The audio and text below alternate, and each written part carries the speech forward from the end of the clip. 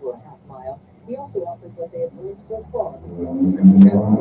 Airplane CCTV security coverage shows the detaching from the wing during the takeoff run. Investigators say they've also recovered the plane's black boxes. They're being sent to D.C. to be analyzed. The FAA announcing it will reduce flight capacity beginning Friday by 10% at 40 major airports across the country. Air traffic controllers about pay in the government shutdown. President Trump blaming the shutdown for Republican losses in yesterday's elections. Voters say the economy was the biggest factor in their decisions. Starbucks baristas say they have approved to launch a strike next week at U.S. stores if the company doesn't agree to a new contract deal. ABC News. A tragedy for a family in Phoenix could end up providing the best hope of a better life for dozens of other people across the country. A week ago, Dylan Scalina, like any other 12-year-old, was looking forward to Halloween. But when he got home from trick-or-treating, he suffered a fatal brain aneurysm. He had talked during his life about being an organ donor, and his parents have honored his wish to help others. I feel like they're very blessed, especially whoever's getting him hurt. Megan Scalina is Dylan's mother. They get a big piece of Dylan that made him who he was. He had so much in him. Today would have been Dylan's 13th birthday. Jim Ryan, ABC News. An investigation continues on the island in southwestern France after prosecutors say a driver rammed his vehicle into pedestrians and cyclists, injuring five. According to France's interior minister, the suspect drove the car along roads on the island, deliberately knocking people down. The suspect was taken into custody at the scene after a taser gun was used. Michelle Franson, ABC News. Oh, great workout, huh? Hey, do you want to recommend? Love to, but I do one of those detoxes, so I'm only allowed to drink it. I'm doing a detox too, but I don't have to drink that. Wait, what? What detox are you on? It's called Active Liver, and it's a natural tablet with herbs that support my liver and help me detox daily all year long. No special diets, no prescription required, no starvation, and no strange stuff. I'm feeling amazing, sleeping better, and have so much more energy. And my digestion has never been better. I'm gonna pick some up right now. I don't need a lunch.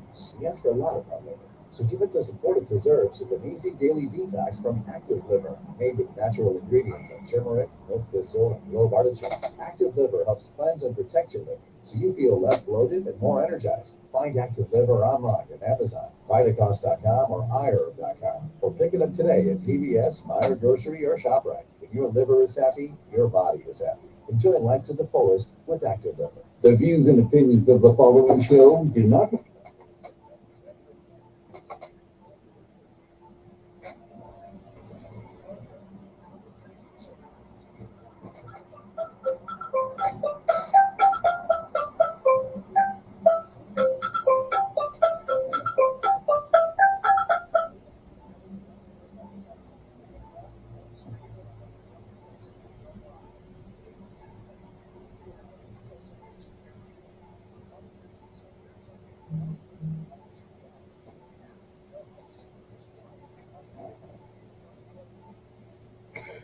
Hello, everybody, and welcome to the Common Sense Conservatives. It is Wednesday night, and you guys can't hear me.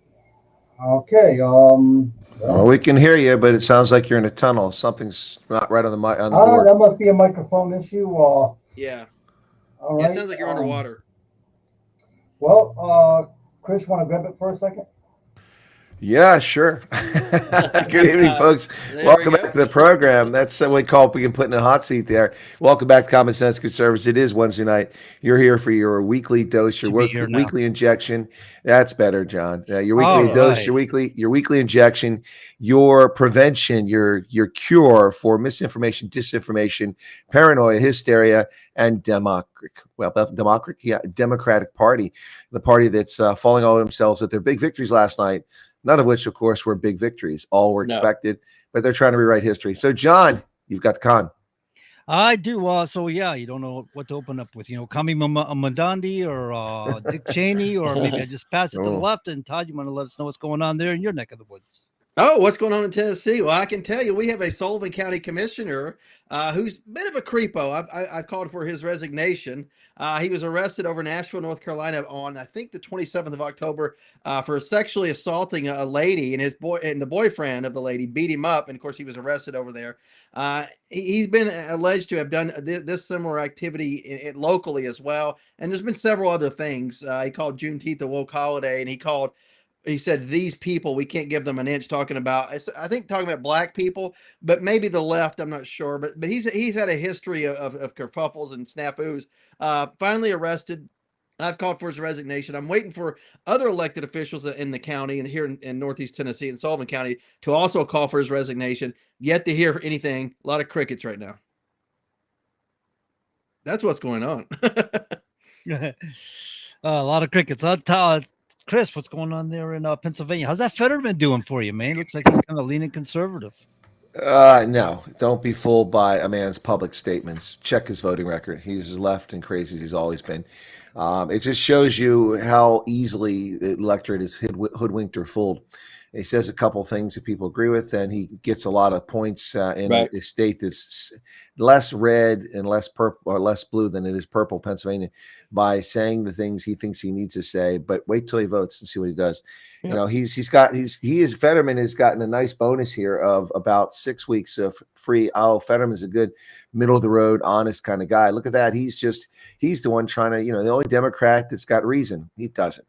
It's easy. It's easy to stand out like a weed or a reed in the wind when everyone else is hiding under the water, and that's the difference. He's still the wackadoodle, crackadoodle, bizarre, lunatic Herman Munster lookalike that he's always been. Yeah, nothing there. But that's not the real issue in Pennsylvania. The real issue in Pennsylvania is that we had a retention vote, and the forces that be screwed this thing up. And instead of removing all three of these evil, wicked, constitutional violating, lawless Supreme Court justices on Pennsylvania's 5-2 Democrat Republican majority, we are stuck with these evil. Begins with a B, ends with an S, and has a tard in the middle somewhere. That's what the word is. Yeah, I agree with you with Fetterman. It's all smoke and mirrors, and we see this a lot. The liberal left right now is still holding the people hostage there with the shutdown, and I guess they're not going to budge. And supposedly made a statement, not even just shy of planes falling out of the sky, while yet a UPS plane just recently crashed.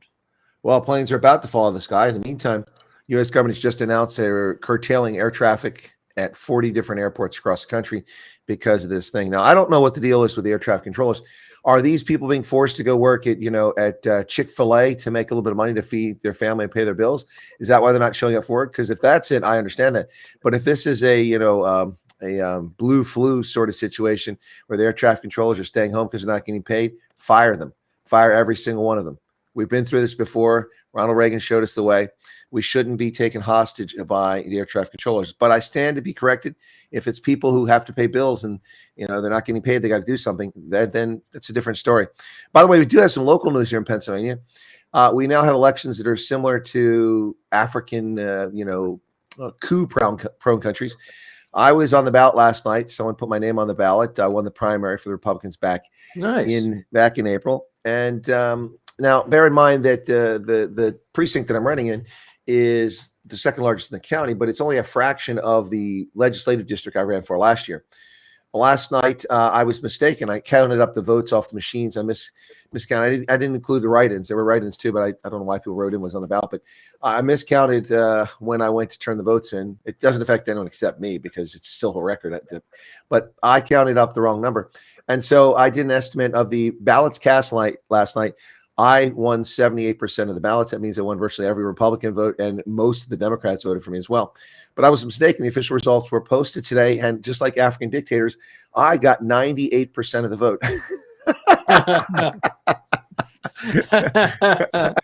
So I think we have to look, is there a coup in play here, or do we have to recount?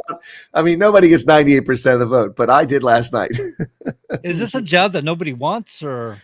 Well, I know there's other people who want it. It's judge of election. So, it's there's other people who want it, but I don't think anyone wanted to challenge me on this. But my point, the funny thing here is that in a part of the legislative district my precinct, which is probably maybe 20% of the vote total in the legislative district, which I'm not running in.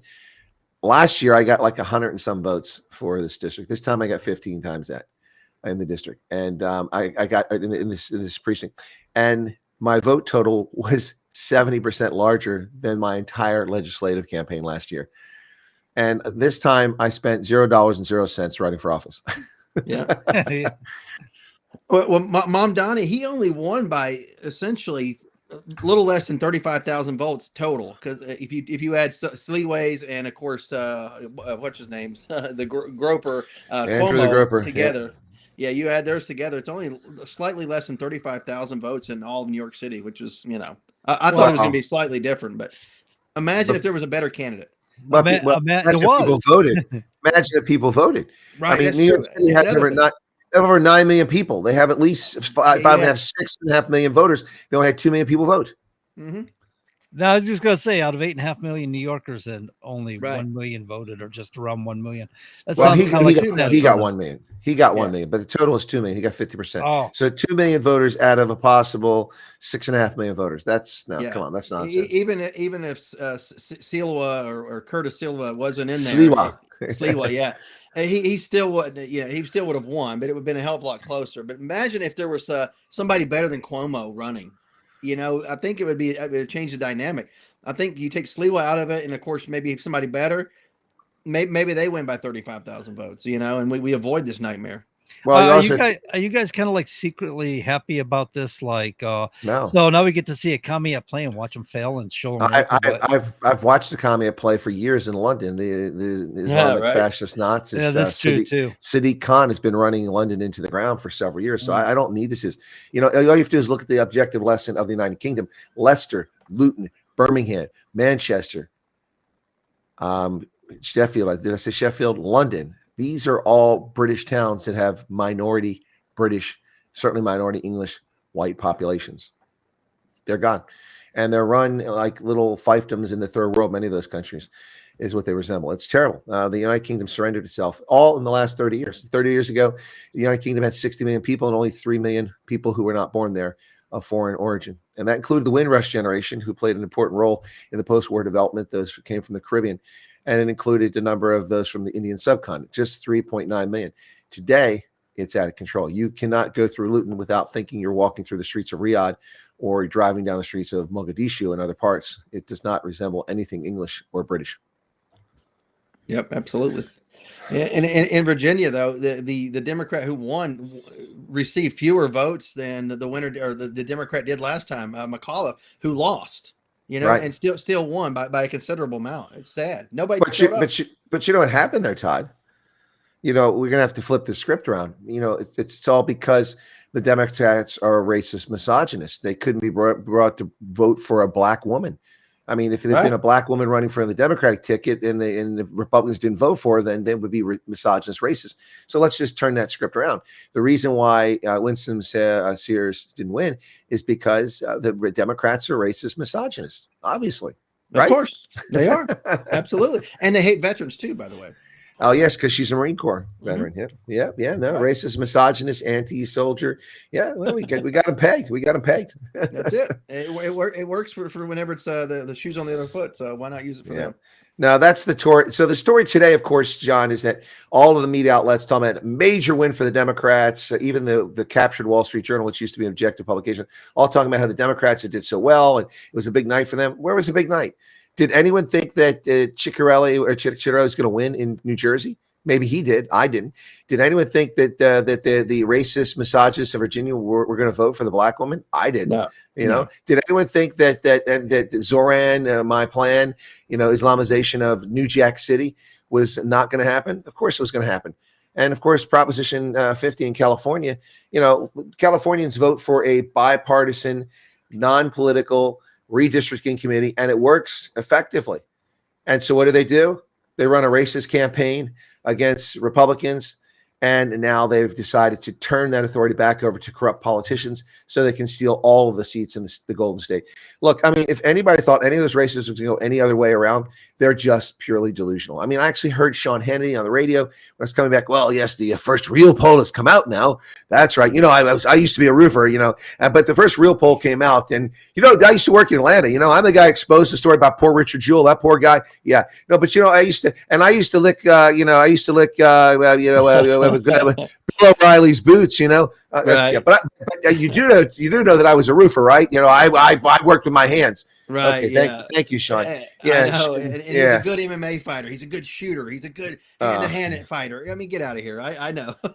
Yeah, no, it's so, you know, but Sean Hannity had a poll. He's like, yeah, the first real polls come out. This poll, I've never heard of this poll before, like the Dr. Seuss poll, you know. No, it's a obscure poll, but it tends to be right all the time, even though nobody out there's ever heard of it. Someone does it in their garage. But this poll shows that Mamdami's only ahead by 5 points. Okay, thank you, Sean. Please go back to your corner now. Somebody give him a sippy drink. He's crazy juice. Yeah, you said somebody does the poll in their garage. Basically, it's they pick up all the sawdust, they throw it up in the air. If most of it lands on this side of the line, it goes one way. If it's the other, hey, it's a different ball game. Hey, that's a scientific method. No, I'm telling you, right? That's hillbilly polling at its finest. Right. Well, John, in parts of North America, we call those people shamans, and in Africa, we call them witch doctors. Yeah, witch. She's a witch. I'm not a witch. She is. Look at her nose. Look at her nose. Right. They put this nose on me. Okay, well, we did the nose. Yeah. Look at that. Hilarious, man. Yeah. Naturally, if she floats, she's a witch. Why? Because wood floats. And what does wood do? Burn her. Yeah, what does wood do? It burns. Yeah. I love the logic there. A lot of people in our government and our voters that are out there, they think that way. That's some of their logic. I'm telling you. Apparently, a lot of last night's voters think that way too. I've seen some of these groups with these conspiracy theories where they string these things in obscure ways together. You look at them going, how do you make this stuff up? How do you string this stuff together? You know, we sold our sovereignty out to England in 1871, right? Because of a treaty. Mm-hmm. It had nothing to do apparently with, you know, boundaries and fishing or anything like that. It must have been we just sold our sovereignty out. And they seem to, or the Organic Act. You ever hear that one about how the United States of America became a corporation under the Organic Act? I've heard the conspiracy theory of it. Yeah. Yeah. I'm like, how do you string this stuff together? And they seem to miss. Yeah. They string it together, and then at the end of the day, they forget that the Organic Act was repealed 4 years later. And then the Home Rule Act in 1971 or something like that. And so it's kind of like you kind of miss some key points here, people. You can't just claim the Organic Act made a corporation of the United States, and in which case it didn't. It just had to do with Washington, D.C. and the nation's seat. Right. Yeah, I've had people claim that the flag with the gold fringes, like I'm pointing to right here, are part of it's the corporation of the United States. That's not a U.S. flag. I'm like, where do you come up with this? God, people are nuts. People are nuts. Yeah. Yeah, there's a lot of that going on. There's some crazy juice in the water for sure for a lot of people. But, yeah, no, but so they're John, they're trying to go around and act like yesterday was some big win for the Democrats. Not really. If they had lost something, that would have been big news. But now they're like, oh, what does this mean for the midterms? Trump's in trouble. They actually ran a story talking about the New Jersey race and saying it shows the anti-Trump fervor. The anti-Trump fervor in the story itself, they talk about how there are 800,000 more registered Democrats than Republicans in the state of New Jersey. Winning in that state is not impossible unless you eat lots of donuts and shut down bridges. It's virtually impossible. So, it's this nonsense that this anti-Trump. Let them believe that. Let them all. Here's the other one. Let them also believe that the youth matter. That the youth are going to change the elections. Youth vote has only ever made one major impact on a nationwide election. That was 2008 when a bunch of younger people came out and voted for Barry Obama. Yeah. But of course, he lost 5 million of those 68 million votes the next time around because he exposed himself as a communist, socialist, racist fraud that he always was. And those people weren't stupid a second time, but some of them were. He still got 63 million votes. Plus, they were 4 years wiser, I think, too, right? Yeah, perhaps. Yeah, the youth were 4 years wiser, but that's the only major event where youth have come out. I mean, even in the 60s, they weren't voting. They were just burning stuff down and burning their bras and growing their hair and having lice in their hair, hanging at hippie hangouts, and smoking weed. They didn't exactly come out to the elections. So, I never buy this stuff. We were all, not to steal Hal Moore's, we were all soldiers once and young, but we were all once young. And some of us were involved in politics and remain as involved in politics as we were when we were 17, 18, 20 years old. But these people, it's a phase. Yeah, they'll find something to catch their attention. Very few of these people are dedicated, like, say, Charlie Kirk. And very few of them will continue to be engaged the rest of their lives. And many of them go to these protests and make these things, these comments, and they didn't even vote. Right. They're just loud and squawky and noisy. Yeah. And people are like, they're hoodwinked into believing it's the youth. It's the youth. No. Yeah. And that's what they're saying about Mamdani. He won because of the youth. He won because of dumb, privileged, spoiled white people who think that it's cool. They're making these videos, these women running around, yay, all excited about the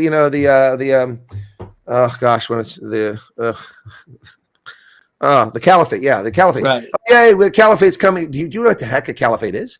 Do you know what you're talking about? No, they're stupid people. And once again, Bill Engvall was ahead of his time. Stupid people should wear signs, John. We just give them signs. We wouldn't ask them questions. Sign. Right. That's right. Just give them a sign, man.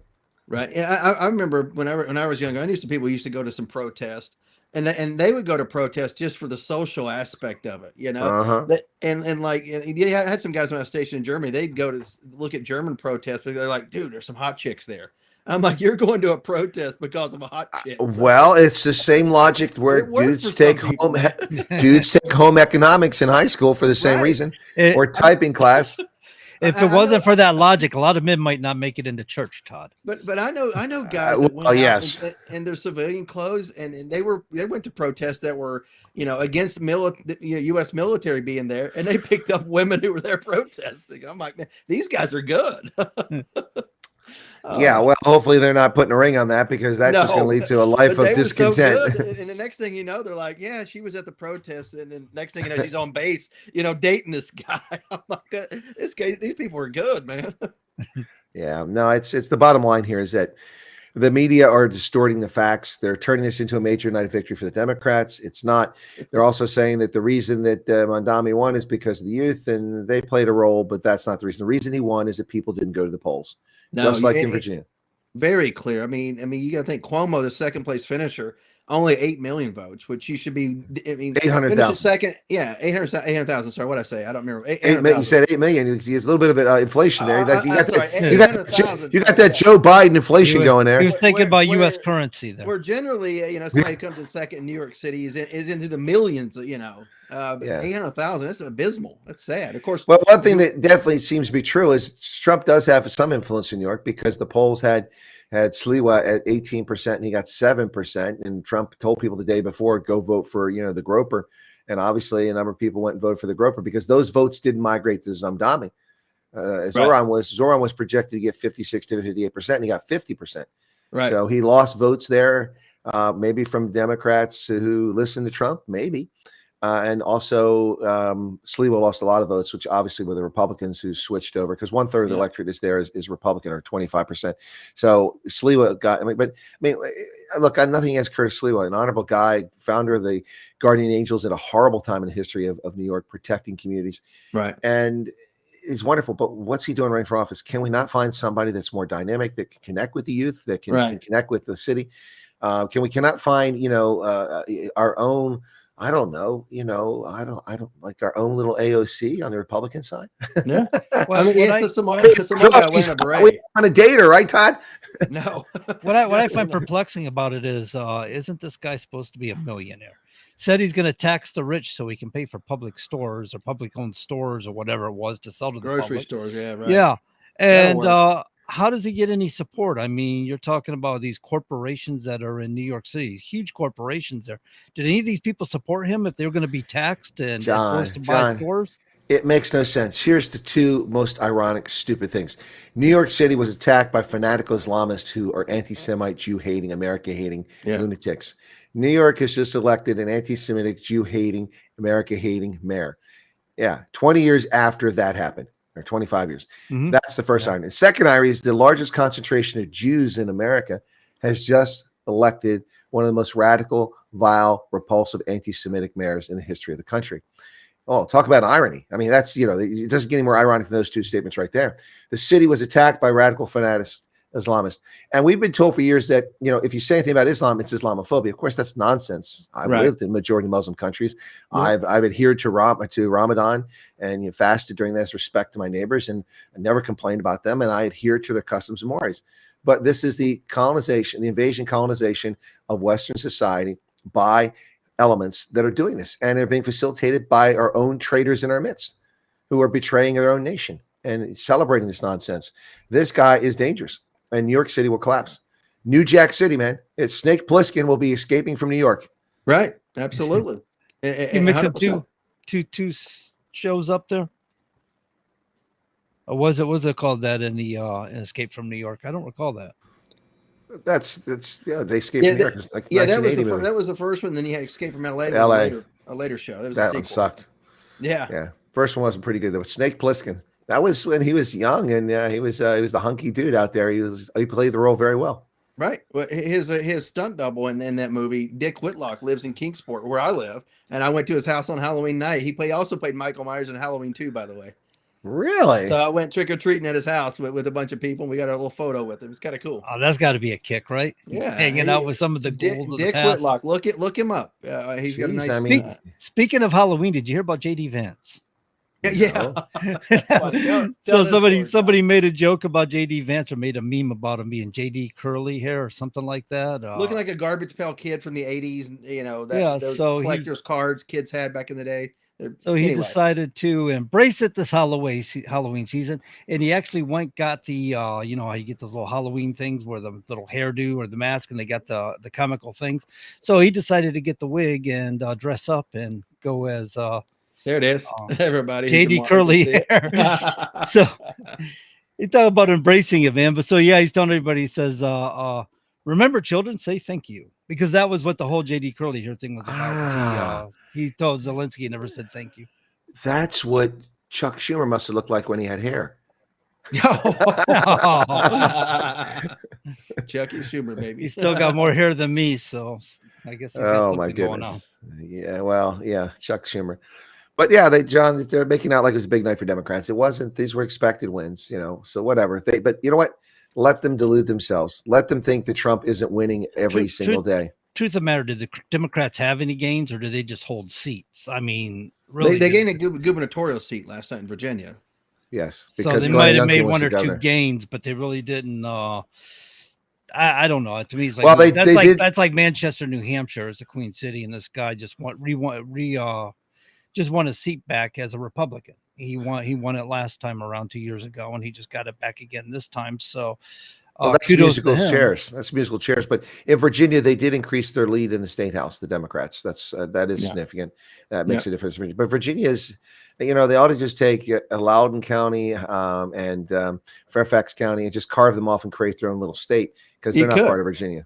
No, most of the western portion, southwest portion could just combine with West Virginia and create another Republican state. Well, West Virginia become West Virginia because they broke off and said Civil War? Yeah, correct. Yeah. Well, I mean, Virginia is the bedroom communities of DC, which are really just DC, who live in Virginia, and then Norfolk and the capital. That's it. Right. Richmond. The rest is normal people. Yeah, it is. You ever notice? Look at the map, the voting map. Most of it's red, and you have those areas he just described: blue, blue, blue, blue. Well, it's the same like Pennsylvania. You look at Pennsylvania, you've got Pittsburgh on the left, Philadelphia on the right. If you're looking at the map, there's a little bit for Scranton and Reading, just a little bit. I'm wearing a Reading hoodie today, just a little bit sprinkled here and there, but the entire map is blazing red. Majority, 78% of the vote conservative in some of these counties. It's geographically, it's like much of the country. Most of the country is actually conservative. It's just these clusters of lunatics that live in these urban centers who, sleep with dogs and eat cat food and, walk around wearing furry costumes and sleep with their cousins and saying that's perfectly okay. And pretending to be lampshades and pretending to be girls when they're boys and boys when they're girls. That's what we got. Did I offend some Democrats? Oh gosh, I hope not. That's not John. I'm sorry. I didn't mean to say all that. Subconscious coming out.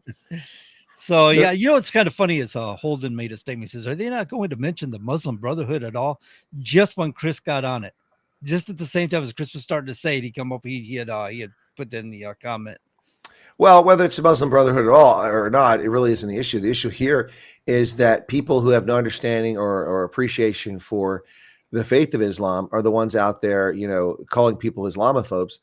Again, I've famously lived in majority Muslim countries, and I lived in countries that are split Christian and Muslim, and I have never had anything but respect for my neighbors who are Muslims, but I also recognize that there's a bunch of wackadoodles in that religion. So that's what he's getting at. By Muslim Brotherhood, they're talking about jihadists, right? Well, Muslim Brotherhood is technically not a jihadist organization, but it's an organization dedicated to the supremacy of that group. And that's what they do. I mean, of course, we famously had the Muslim Brotherhood take over a nation. They took over Egypt for a few years. That's when Lara Logan was in Tahrir Square and all the stuff that happened to her. But it's frightening to listen to these, watch these TikTok videos and watch these the Twitter videos of these idiots in New York City celebrating this win. They have no idea the misery that's coming their way. Ask people who live in London. Ask people that have lived in a neighborhood for 450 years with their neighbors, and suddenly they can't even speak their own language when they walk out the door because they can't understand anybody because they've been invaded by others unwilling to become them. If you're unwilling to become us, why do you come here? Get the out. If you don't want to be part of this team, get out. We didn't ask you to come here and be a showboat and demand Sharia or demand that people not sell pork or demand that people turn off this or not have pork on the property. No. If you don't like the rules, don't join the game. If you don't want it to assimilate and contribute, then get out. And, as a judge yesterday, I had to do 3 assisted votes for people who are American citizens but do not speak English. How is that possible? How do you spend 7 to 10 years in a country to become a citizen and take the time to do that and you don't speak the language? Now, there was a gentleman, the 4th one, the language assistants, who speaks Spanish. He speaks English. He just wasn't as comfortable. And I know he spoke English. I spoke to him, and we wound up doing an assisted vote. His daughter, who's grew up here, speaks Spanish and English. She helped him, and I understand enough Spanish, and I knew the conversation. But I could tell he was understanding what I was saying. So in the end, I got him talking to me. But it was fair. It was fair. It wasn't his first language. He's made an honest effort to learn English. I presume he's a citizen because I can't ask him for ID card. So, but he made an honest effort, and so that I appreciate. Like most of our immigrant ancestors, he is playing by the rules of the game and contributing. And his daughter is growing up, the first generation here, bilingual. And if she wants to pass on the Spanish language to her progeny, that'll be her responsibility, not our schools and not Sesame Street's job. Exactly. Right. Absolutely. I don't have a problem with people speaking multiple languages. I mean, that's a good thing, I think. But speak 6. Speak the primary language of the country that you're living in or you're wanting to be a citizen or resident of. Well, I mean, but look, I mean, if people live in a place for a short period of time, I understand languages aren't always easy, particularly if you're older. But the point is this: you came to America. You took the time to apply for citizenship, which takes 5 to 7 years before you're even eligible. And then you waited, you took an oath, and you don't speak English. You can't read a ballot in English. It's not like we're asking you to read, Faulkner. We're not asking you to read, The Old Man of the Sea. We're just asking you to read the ballot. And I'm not criticizing the people who came last night, but it is a very fascinating development. The people have lived here for nigh on a decade and don't speak our language. Why are they here? I mean, if you want to go home and speak whatever Nepalese or Mandarin or Tagalog or Farsi, that's cool. If you want to speak that hanging out with your friends who speak this, that's cool. Nothing wrong with that. But if you're going to live in our society and you can't even understand the basic premise of what we're doing here because you're too lazy or too stubborn or too arrogant or uninterested in becoming American, part of becoming American is learning the English language. I'm sorry. We adopted it. It wasn't our language. So I'm just very frustrated by all this, John. I mean, those people are entitled to vote. I'm happy to do that. No complaints about them doing it. But my argument is this. If you don't want to be part of the team, why are you here? To colonize our country. That's why. Yeah, absolutely. That's exactly what it is. I mean, this is part of what this is about. You got Ilhan Omar, who blatantly just said, I'm here to protect the interests of Somalians. She didn't run for office because she cares about this country. She didn't even run for office because she cares about the people of Minneapolis, but she wants to protect Somalians. We're being infiltrated from within.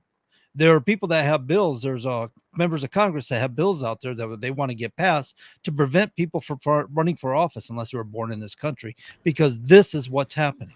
We're being Yep. infiltrated, not because they love our country, want to contribute to our country, because they want to protect the interests of their countries abroad. Well, we have a situation in Hyde Park in the heart of London, Speaker's Corner, one of the most famous spots in the world, where for centuries people can come up, stand on a soapbox, hence the term on your soapbox. They stand on a soapbox and they share their thoughts. They have a public debate. They say, you know, they're against the king, or they're for this, or they're against that. And people there, it's been going on for centuries. Well, now we have a situation where a Muslim fanatic gets up and tries to prophesize the crowd rather than present his arguments. And then a Christian asks him questions that hurt his feelings because they're legitimate questions, doesn't insult the individual. So the guy goes over and finds a cop and says, that Christian is insulting my faith. And they go and they harass the Christian and threaten him with arrest in a Christian country. Well, it's nominally a Christian country. And that's the sort of thing happening. We have Canada, where students are being told they can't bring pork to school. Yeah. They're not allowed to bring school for lunch because it offends their Muslim classmates. Excuse me? Right. Well, you think about King Charles the third right now. Whenever he was sworn or whatever, he said he's the defender of the faiths, not faith, which he was supposed to be defender of the faith, the Church of England, etc. He's defender of the faiths now, by the way. Now, isn't this ironic for the very monsters who persecuted Catholics, the very monsters who persecuted anyone that wasn't Anglican by taking their property, arresting them, locking them up, chasing them out of the country? These people, the faith is supposed to be the Church of England, the Anglican Church, or maybe at a stretch, the Christian faith, but not defender of the faith. You're not defender of the faiths. No one appointed you, King Georgie boy George there, to be in charge of Islam or Judaism or Buddhism or Wiccanism or no. You need to go back in your lane. You have a church because a dude wanted to knock boots with another woman. He was tired of his wife. That's right. He was tired of his wife, and so he got rid of her this way. And that's why you have the Anglican Church, not because of any great schism in the church, not because of any great epiphany, not because God visited you at the sword and the stone or some amazing thing like that. Yeah. Guy wanted to divorce yet another wife. Right? King George the lunatic. He's oops. It was Henry VIII, right? That's created the Church of England, right? So yeah, you guys are talking about this, and I'm thinking the White House has had several times about a committee on religious beliefs or religion or something like that. Right now, I believe the White House has the White House Faith Office and Religious Liberty Commission. That doesn't sound so bad, but we've seen this throughout history where we actually have within our own country some sorts of committee on religion and things like that. I don't know why we have that in there. Maybe it's to look out for the interests and for balance of different religions in the country and make sure they're not being persecuted. I'm not sure. Yeah. Well, I know the White House, especially go back to George W. Bush days, faith-based initiatives. That was to keep, relationships, if you will, with people of faith, etc. And of course, that was obviously a political thing as well, because he was going to be running for re-election. So he needed those people on his side. So, and other reasons, I'm sure, as well. Guys, did we have a hiccup in the broadcast, or was it just on my end because everything broke up for a little bit there? I think it was just you, because I could see you were trying to do something, and I could hear you though. Oh, okay. Well, that's I see no hiccups, but I'm just staring at this. It's a good thing I kept the profanity to nothing. Can you imagine that? You think you're off air and your microphone's on, and you're like, what the? Well, we always know we're live terrestrially, so we want to be mindful. What'd you say? I'm live with Tourette's. Is that what he said? Terrestrial radio. Yeah. But if you worked for CNN, I guess you could just stand up and put on a show during a Zoom meeting, right? Do I have to wear trousers? Right. Yeah. I saw a video on YouTube the other day that showed a judge swearing in a police officer via Zoom, but he had his top on, his badge, everything, but no pants on. He had underwear on, and his camera was angled right to his center mass. You could see everything. He didn't realize it. Didn't realize it. Stupid people should wear signs. Right. You can do like me. You get the camera just right, mid chest and up. And like you, Colonel, right there. Perfect. Yeah. No, I always always make sure I put a pair of shorts on at a minimum. Yeah, because if you get up and you forget to turn the camera off during the break, what are we looking at all of a sudden? Exactly. It's not a good thing. I remember mean- Raleigh James talking about radio is great because nobody can see you. You can dress any way you'd like to. You can do a broadcast of nude if you like to. But nowadays we have these little things called Zoom meetings and Restream and StreamYard and yeah. Well, the thing is that unless you're Dirk Diggler when you stand up, you're not going to come off looking good in that exchange. Shrinkage. It was I was in the pool. I was in the pool. Poor George Costanza. And of course there was shrinkage involved whenever you try to get the apartment. Oh, gosh. Oh man, that was a show, wasn't it? It was. And Elaine goes, "It shrinks." Of course, it shrinks. I don't know how you guys walk around with those things. Well, you see, we don't have a choice. It kind of works that way. Yeah, we're born. That way. And I'm happy to be born that way. By the way, I want to keep it my appendage until the end. You're not Just leaning Democrat on us. Apparently, Mm-mm. you're gonna remain here on the right side of the aisle. Yeah, But- I live in facts and where reality. things are right. Yeah, I But live in reality. Seinfeld asked all the big questions back in the day. Why are you not wearing the ribbon? He's not wearing the ribbon. The AIDS ribbon. Yeah. And then the kind-hearted lefties who are out raising money for HIV beat the crap out of Kramer because he's not wearing the ribbon. It says a lot about the left. That was like that. That's so funny. Anyway, yeah. Oof, wow, we digressed there with Seinfeld. John, get us back on track. Back on track. So Dick Cheney, man, 84 years of age, died yesterday. I'm not sure how you guys feel about Mr. Cheney. I know I've always had mixed feelings towards him myself, but Yep. But I look. I will say this about Dick Cheney. He had the best parts supplier. I mean, the guy had the bummest ticker for 50 years. He had like 6 heart attacks. He had stents. He had quadruple bypass. In the end, he got a heart transplant that lasted for like 13 years into his years, 84. Right. So here I'm wondering whether I should get, a hip replacement. I'm thinking, man, if I had a tenth of the luck that Dick Cheney has, I'll live to be 150, Right. I think the heart center there at George Washington Hospital is actually named after him because he donated so much money. And I was on duty one day when he had his pacemaker changed out, and they brought it in like a medical bag because he was going to keep it. And we all got to hold it, and it's like, we're holding Dick Cheney's heart in our that's hand. just creepy, man. Yeah. That's just creepy. No, but I mean, look, Cheney. I mean, no wonder they named the place after him. All the money they got from the multiple operations they did on his heart. Yeah. Good Lord. But yeah, John. I'm not a fan of Dick Cheney. I've always said Dick Cheney before he dicks you. I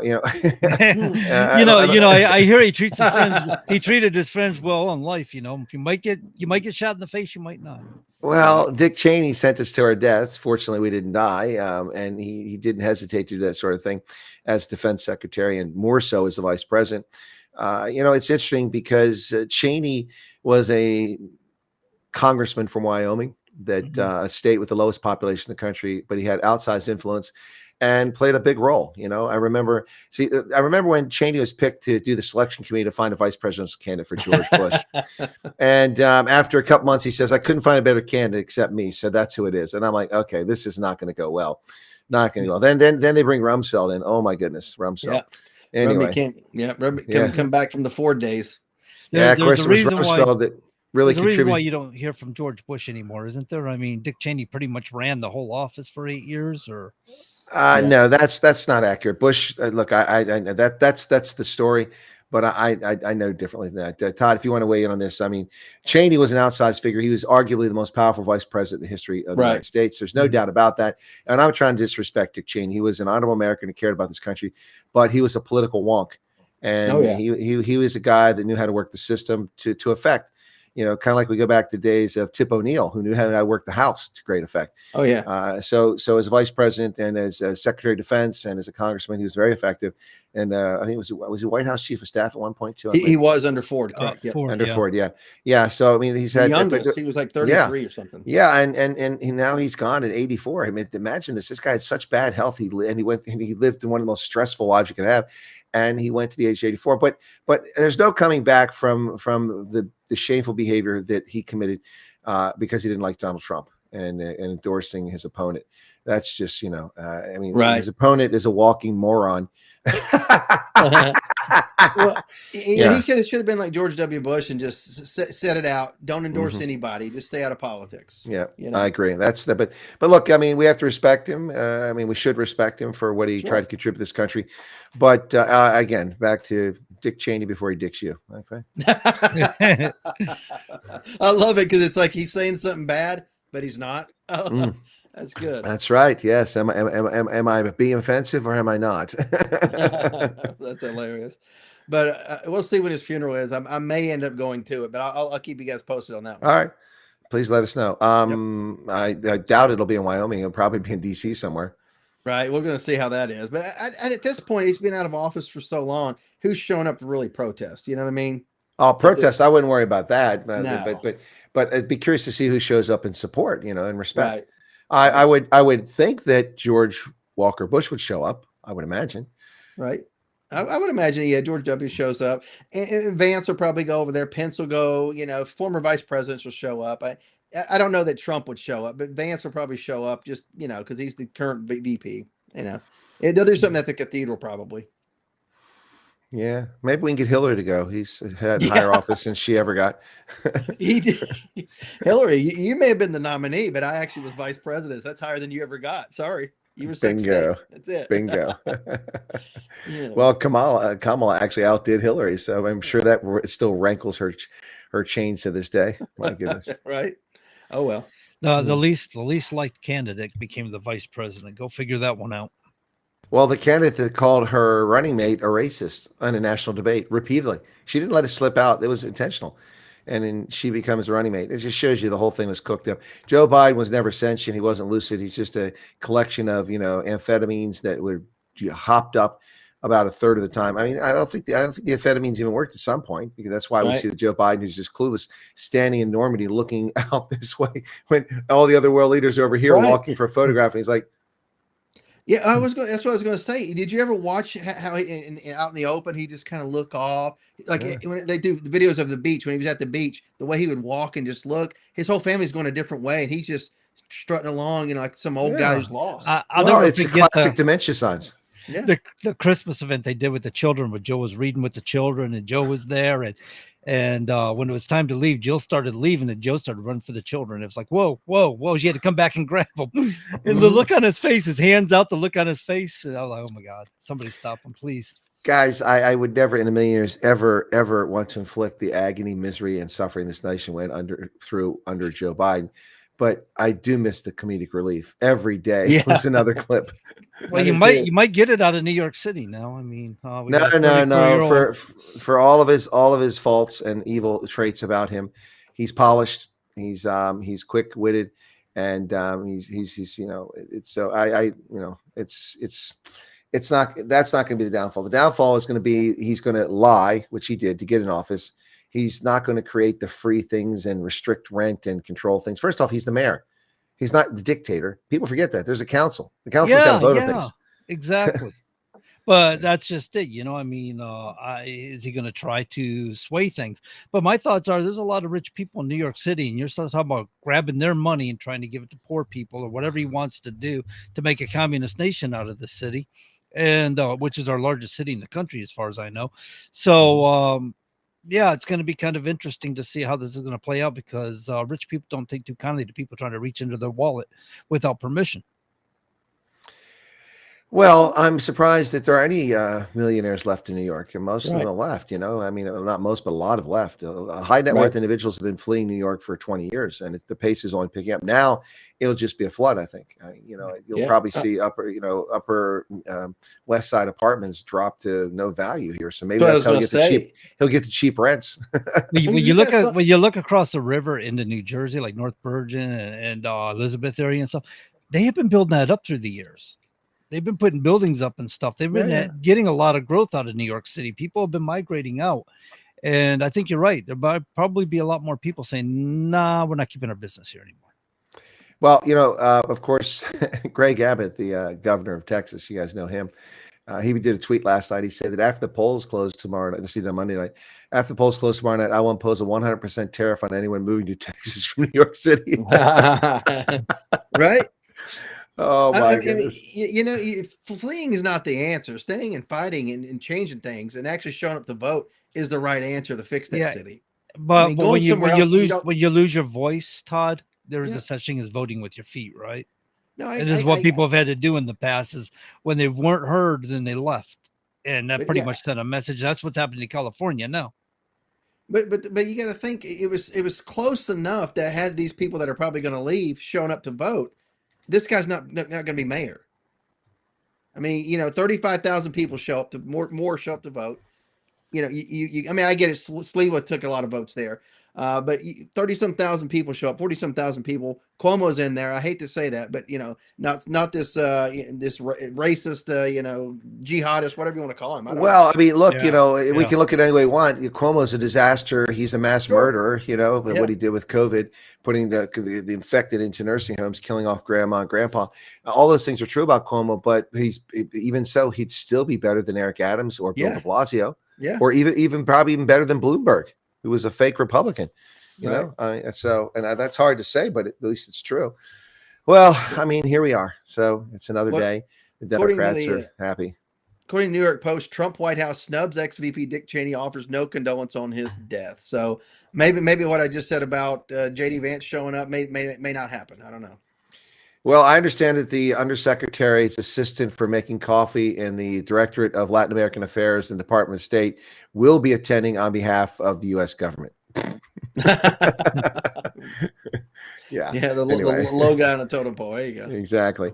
Now, look, there's no love lost, just like when John McCain died. McCain. Right. People are angry at Trump and said, he disparaged veterans. He didn't disparage veterans. He disparaged John McCain, who betrayed this nation and fell for the Steele dossier, hook, line, and sinker, and gave that to the FBI. It is John McCain who participated in the fraud of the American people to steal elections. John McCain, unwittingly, he did it. Yeah. But nonetheless, he did it. And he's the one that started the war words attacking Donald Trump. Trump didn't attack McCain. His comments on McCain came after McCain attacked him.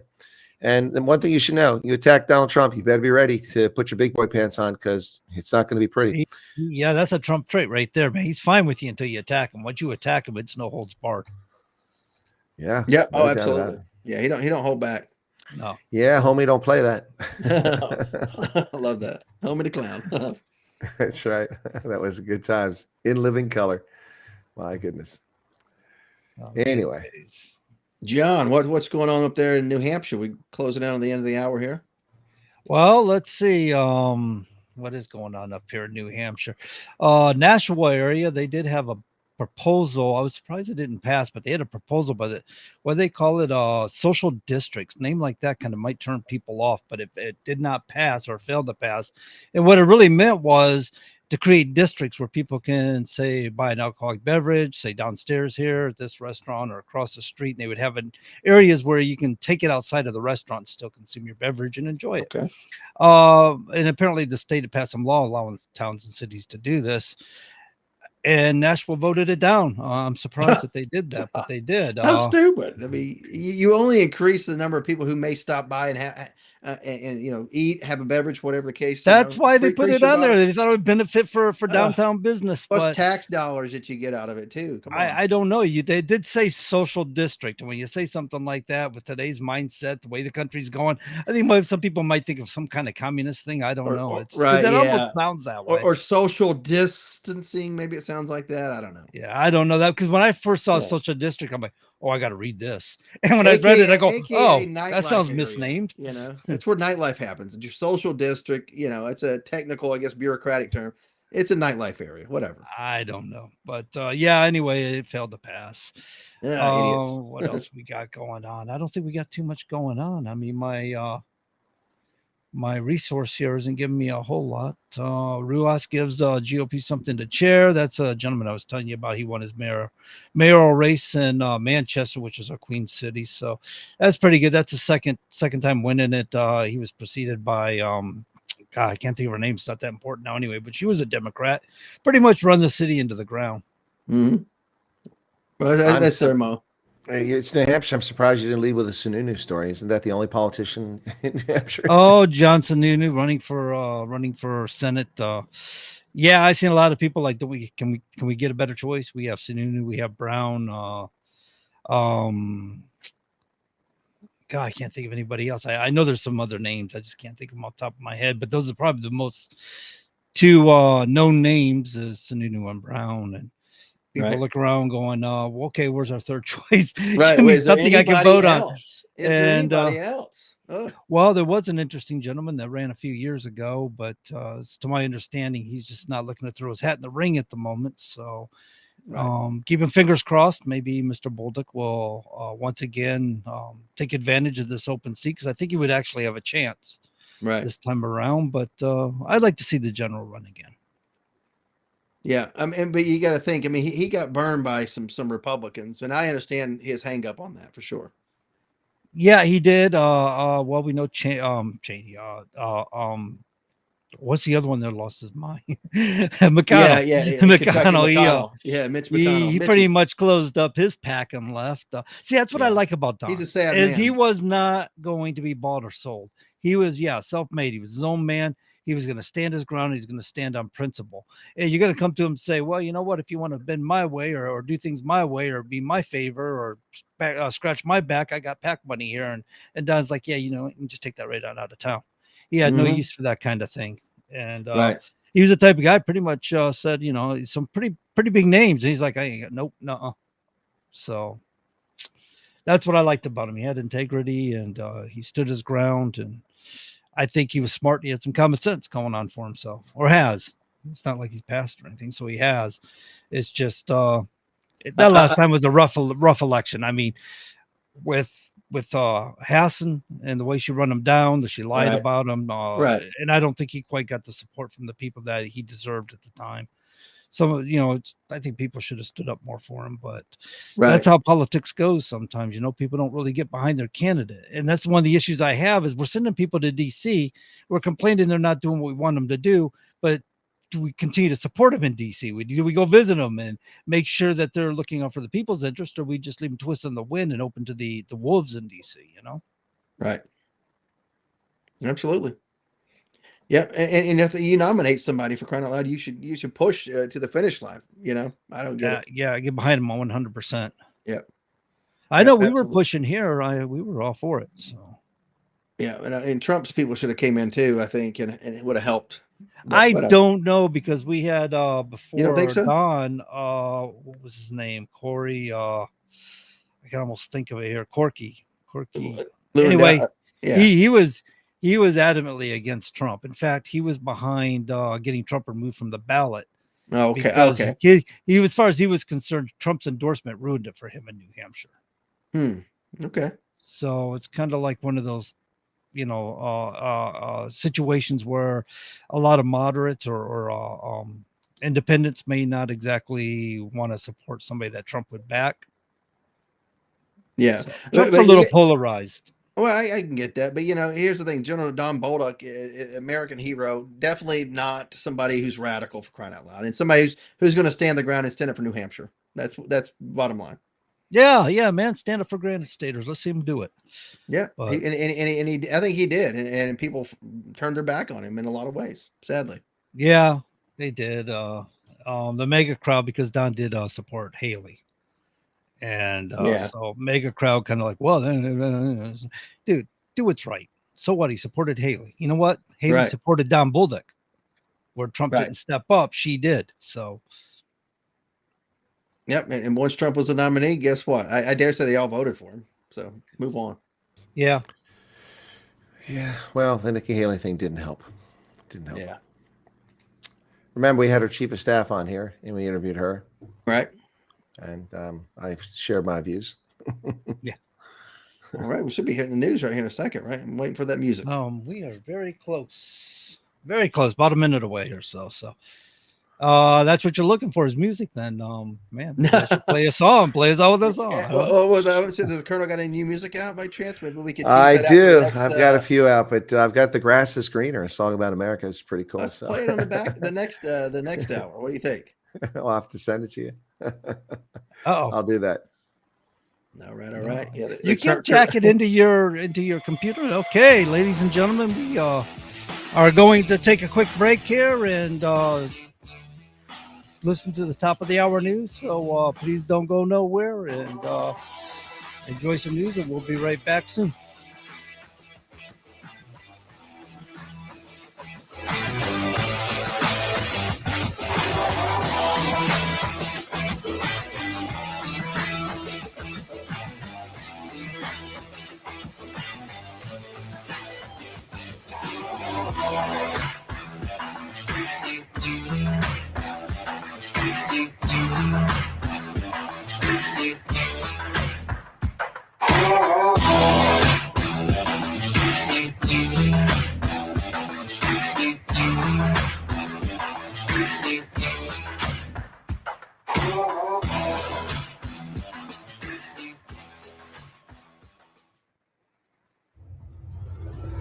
WSMN 1590, WSMN 95.3 FM Nashua. Listen, watch, and stream at wsmn.live. ABC News, I'm Dave Packer. The death toll has risen to 12 after Tuesday's UPS cargo plane crash in Kentucky just after takeoff. 3 crew members and 9 others on the ground not yet identified. Governor Andy Beshear. What you see are mangled remnants of what was in its path, completely burnt and blackened. Authorities say the left engine separated from the plane just after takeoff. The FAA saying it'll reduce flight capacity by 10% at 40 major airports nationwide, possibly thousands of flights per day. The reason, the government shutdown is now the longest in history. President Trump's global tariffs went before the Supreme Court today. While the court's liberals made it clear they believe the president has overstepped his authority, the conservative justices appear to be split. Officials in Chicago say a teacher at a daycare center was violently dragged out in front of children by federal immigration officials today. This is ABC News. Among other issues that voters weighed in on yesterday, a proposition passed in Texas that allocates $3 billion to understand dementia. The Dementia Prevention and Research Institute of Texas, approved by the state's voters yesterday, creates a network of specialists involved in neurological research for patients and their families nationwide. There's going to be more opportunity to have an advanced potential treatment. Alzheimer's Association CEO Dr. Joanne Pike says the vote here triples her organization's funding for research into an illness that affects 7 million Americans. Jim Ryan, ABC News. McDonald's reported a boost in third quarter sales thanks to the relaunched Snack Wrap. But Chairman CEO Chris Kempczinski issued a warning consumers remain under economic pressure, so he says McDonald's will lean heavily into discounts. Tennis great Venus Williams is planning to play for a 33rd straight season on the WTA Tour starting in January in Auckland. Dave Packer, ABC News. $5,000. That's the average amount of money people in the U.S. are now spending on gas in a year. $5,000. That's crazy. If you drive, you have to download Upside, the free app that gives you cash back every time you get gas. That's right. You can earn real cash back with Upside just by buying the gas you're already buying. You can literally start earning cash back today. I use Upside every time I fill up, and I've already made around $300. You're putting gas in your car anyway. Why not get real cash back? If you like free money, download Upside. I'm saving the cash I earn from using Upside to help pay for a vacation later this year. Download the free Upside app now to earn cash back every time you buy gas. Use promo code COOL to get an extra 25 cents per gallon on your first tank. You can cash out anytime right to your bank, PayPal, or a gift card for Amazon and other brands. Just download the free Upside app and use promo code COOL for a 25 cents per gallon bonus on your first tank. That's code COOL for a 25 cents per gallon bonus. Continuing the legacy started in 1904, Roger Pellerin of Gate City Monument Incorporated continues to provide the same high-quality monument, custom headstone, and stoneworking craftsmanship today that they built their reputation on over 100 years ago, servicing Nashua, New Hampshire, as well as nearby areas in Massachusetts, such as Lowell, Billerica, Chelmsford, and beyond. From creating custom monuments to memorialize, to landscaping and granite work or restorative services, each job is done to your satisfaction and is backed by decades of experience and integrity. If you're thinking about stonework, think Roger Pellerin of Gate City Monument. Visit online at gateCityMonument.com. Stop by and meet Roger at 321 West Hollis Street in Nashua, or call 603-883-7141. That's 603-883-7141. Gate City Monument, memorials of distinction for people who care. All right, ladies and gentlemen, if you're just now tuning in, you're listening to the Common Sense Conservatives right here at WSMN. So let's see, guys. Did you hear about this possible scandal? Soros Network funneled $40 million to Mamdani. Of course. Apparently, Mamdani's campaign is facing explosive allegations that it benefited from tens of millions of dollars in donations funneled from the George Soros-linked charities as part of an elaborate scheme that may have violated federal tax laws. And nothing's probably going to happen. I'll be honest with you. Oh, come on. You just took the wind out of my sails now. I was so excited. I thought, wow, they're going to take him down. If anything, there'll be a small fine that a multi-billionaire, I'm not stuttering, can afford. Do you think they're just going to pick up the edge of the carpet and sweep it under? Or that, yeah. Like they usually do. These things die in time. Yeah. The small fines, usually it's like, okay, the government gets a win. You know, you did bad, smack on the wrist or a hand, move on. It's sad. Yeah. It won't be much of anything if it goes anywhere. Yeah. Yeah. He'll still be mayor. Of course. Mayor. Yeah. He's not going to get kicked out of office or anything like that. He'll still be a American hating commie. And, you know, supposedly, from my understanding, his own mother said that he and his father used to talk trash about the United States of America and how we're responsible for so many deaths and how we were, what they call us, Nazi nation or something for our history. Why do these people come here, though? And I don't mean these people. Because it's a takeover. Yeah. I'm talking about, I get there are people that do that, but there are people that come here because they want a better life, but they hate the country. I'm talking about those types of people. What's wrong with them? I get those people who have a motive to come here to destroy the country and run for public office. Yeah, I understand why they're coming here. I think we might have seen some people that come here resentfully, right? So we've seen some people that brought in from the Mideast that really didn't want to leave their homes, but they were back. Almost like forced migration. Did we see that during the Obama administration? No American forces went over there with bayonets affixed, telling you got to go to America. Okay, well, maybe I should reword. Maybe they needed to leave due to violence and things like that, but they didn't want to have to leave, so they kind of feel resentful, and they may actually feel resentful because we brought war over there after we were attacked in 9/11. I could see that in instances for sure from individuals. I could see people feeling that way. Sure. I mean, I can't excuse their behavior, but I'm just trying to give a logical explanation to your question. That can make sense for sure. Yeah. So, Chris, you got thoughts over here? You got your mic muted. What's going on? He's thinking. I see the wheels. I see the wheels. He rebooted. I'm just listening, and I put my mic on mute because I cleared my throat. Don't want to disturb the broadcast. Yeah, I got lots of thoughts on this, but we only have an hour. Uh-oh. This could get good, ladies and gentlemen. No. Just contemplating life here, and it's during the break I was looking at Twitter and just the vile, repulsive behavior of people on that platform. They just expose themselves all the time. I never liked it. When Musk bought it, it became an equal opportunity hate center. Before it was just conservatives who were attacked, but now everyone gets attacked, and it's just really sick to listen to this stuff. I mean, it's not healthy to read that stuff. Yet people delve their whole lives into that social media nonsense. I mean, if people's main purpose, look, during the break, I was scrolling through, and all this they've started already. The propaganda push is coming now as the Democrats are caving.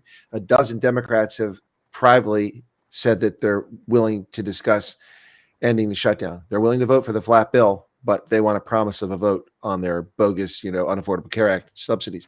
Right. So they're doing that because they feel they're feeling their oats now. They're sowing their oats because they think they've had a big night. But you see these things and what they're posting online, and they're attacking Trump, saying, he's responsible for the end of SNAP and he's denying people food stamps. And it's just a patent lie. I mean, they're the ones who wrote the bill. They're the ones who's moronic, corrupt, thieving, lying, ethically compromised Speaker of the House, Nancy Pelosi, told them, just vote for the bill. Read it after you vote. And it had a sunset clause of 30 September 2025. That date is coming. Now they're trying to pin that on Donald Trump. He wasn't even in government. In 2010, he was still doing that show, The Apprentice. He wasn't nowhere near government.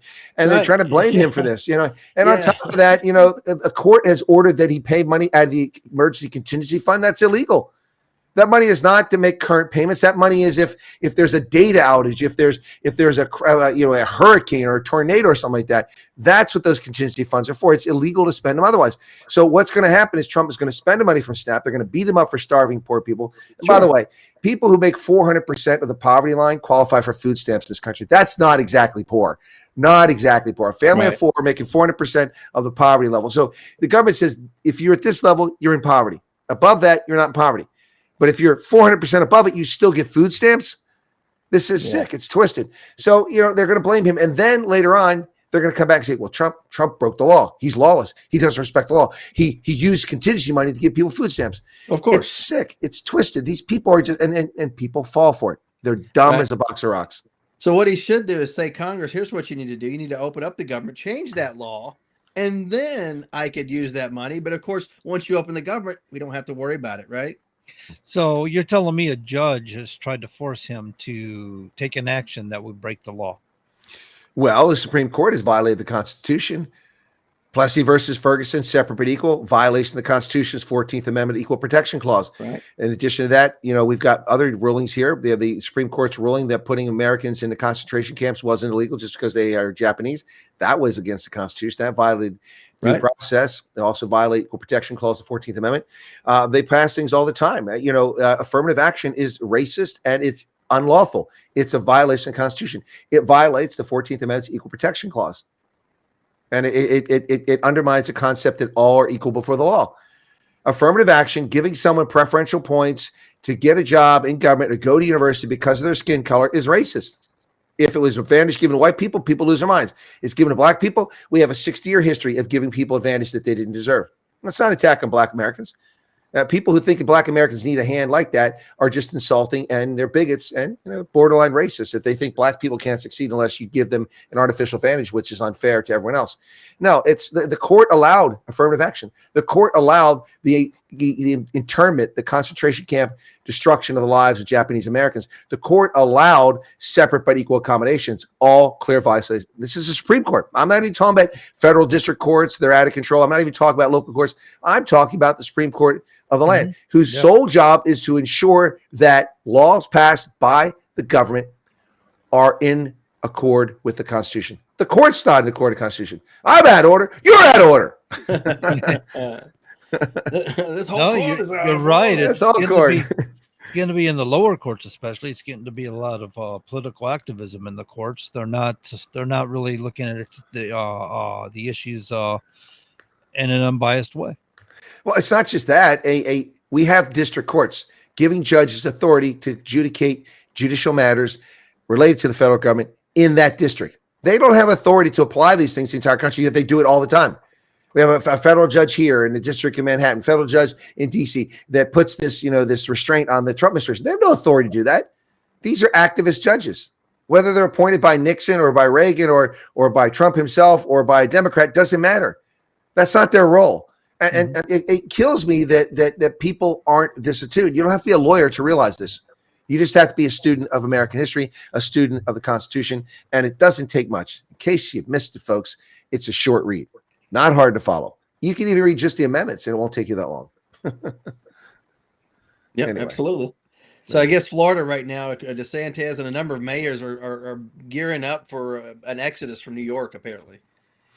Well, I saw a survey. Of course, surveys are as good as a survey is, Sure. But apparently 2.12 million New Yorkers have indicated that they want to leave if this clown becomes the mayor. Well, I mean, we'll see if it happens. I mean, people make statements all the time. I'm still waiting for Cher and for De Niro and for all these other losers to leave America. I mean, why don't they go to Ireland? It's not even Irish anymore. Go hang out with your Middle Easterners, your Africans, your Central Asians, your Eastern Europeans. Go hang out there because you won't find the Irish.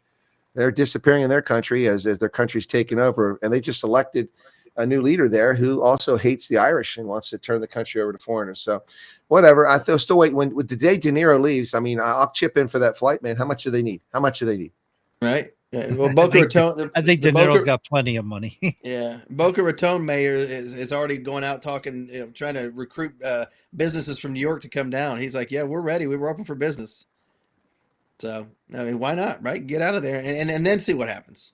You don't have those tax dollars. You're going to have a lot of. The problem with this is that these people, we were discussing about voting with your feet earlier, but these people didn't have enough ambition, as you pointed out, to get out there and vote to keep this guy from getting in. And now they want to move. It'd have been a lot less energy, as you were pointing out earlier, Todd. Sure. If they would have just went out and voted him not to get in, Would have been. Problem is they weren't left with a whole lot of choices except for I can never say his name, Silwa.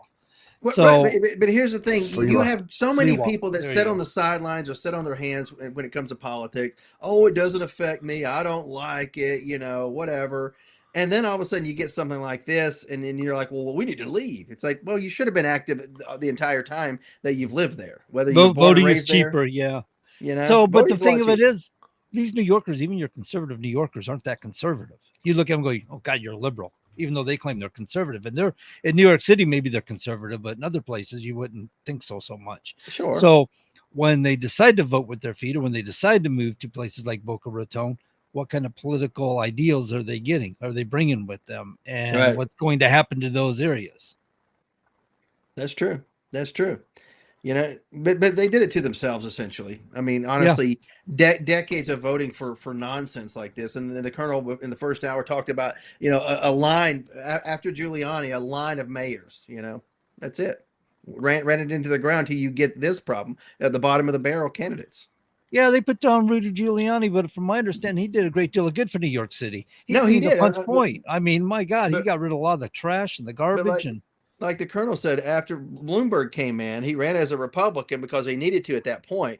And then all of a sudden he became an quote unquote independent. And of course, from his mayoralship, it's been downhill for sure. Yeah. His second term, he really ran into the ground. Yeah, no, it's, oh my goodness. Anyway, yeah, the world is crazy, it's absolutely crazy. And hopefully we get control of this and get this back under. I thought we were making progress here, but it looks like we're not. There's that word. This is the issue. And this is what we brought up about Donald Trump's win. That's 4 years of Donald Trump. He's not fixing everything in 4 years. This country's not going to do a complete turnaround in 4 years. We have to prepare ourselves when he can no longer run for office, which is at the end of the next almost 3 years, Right. Just over. Yeah, so it'd be less than 3 years now. I mean, 3 years. A lot of people are looking at JD Vance, but we got to think about what we're going to do. We need a game plan now for when the time comes to vote then. But there's a lot of Republicans that have issues with JD, apparently. And I'm seeing it on social media, and people I'm talking to, longtime Republicans that have some issue with him. They're looking elsewhere now. So we're going to have probably a fight in amongst ourselves as well come primary caucus season. Very likely. Yeah, probably.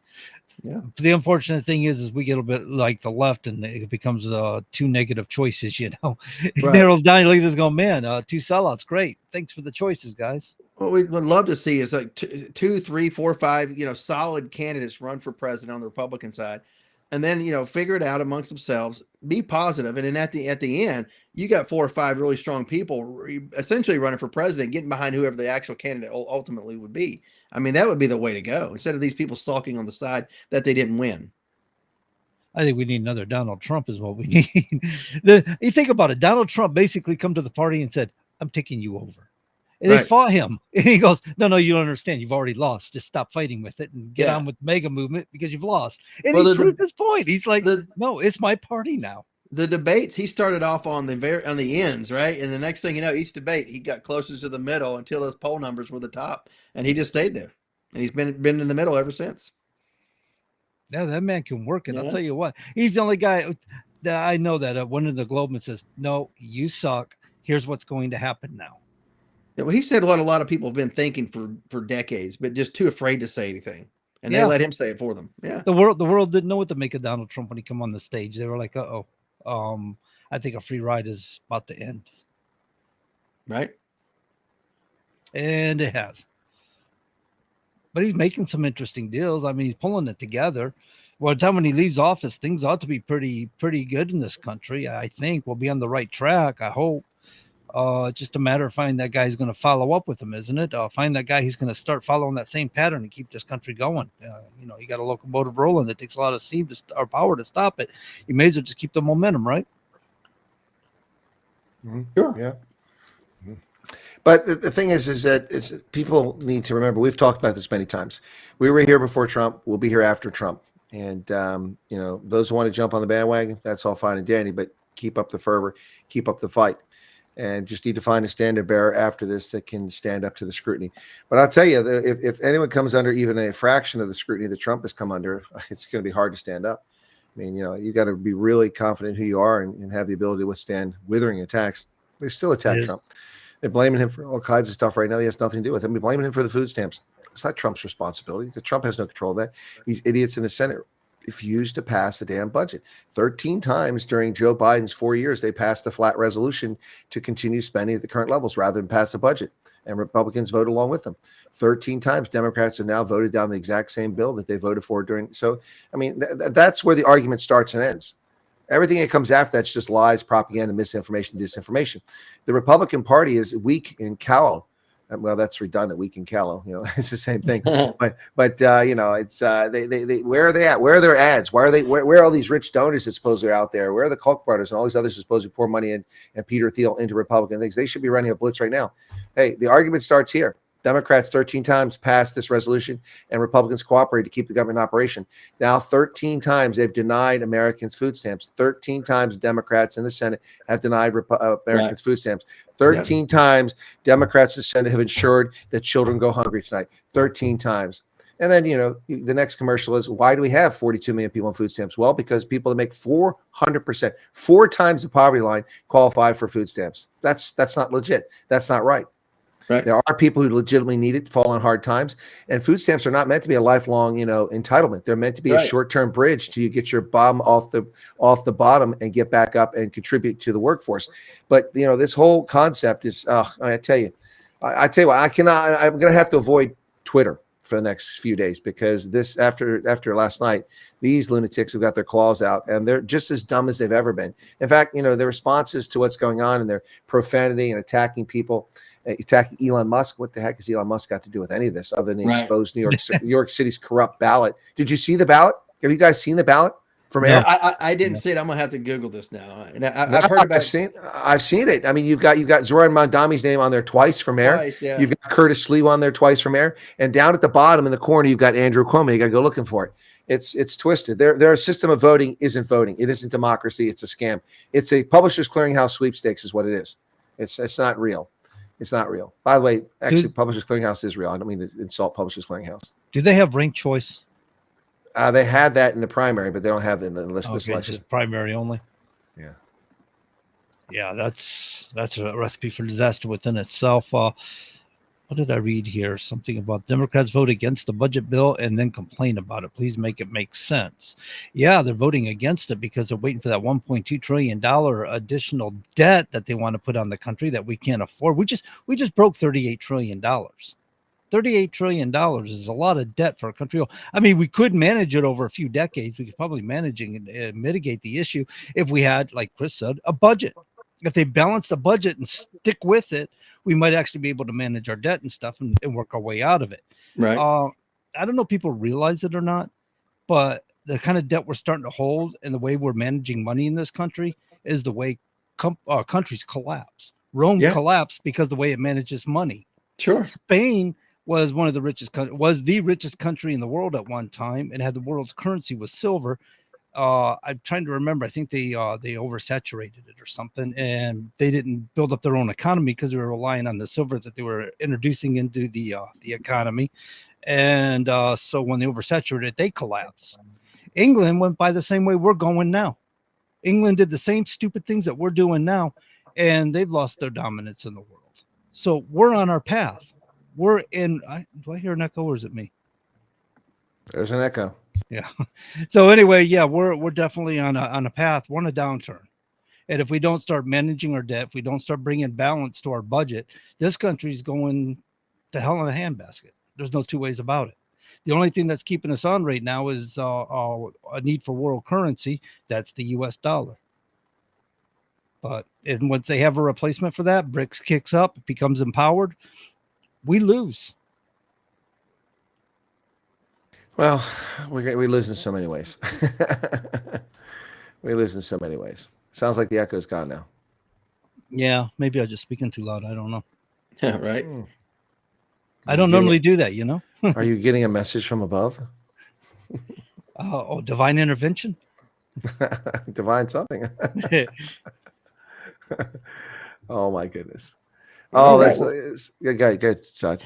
Well, a Maine Democrat, he's in a vulnerable seat. Of course, Donald Trump won the seat up there. Jared Golden, Democrat from Maine, announced he's not going to run for the U.S. House this next year. He said he's seen the writing. I guess seen the writing on the wall. And of course, he's had enough of the dirty politics, especially from the extreme left.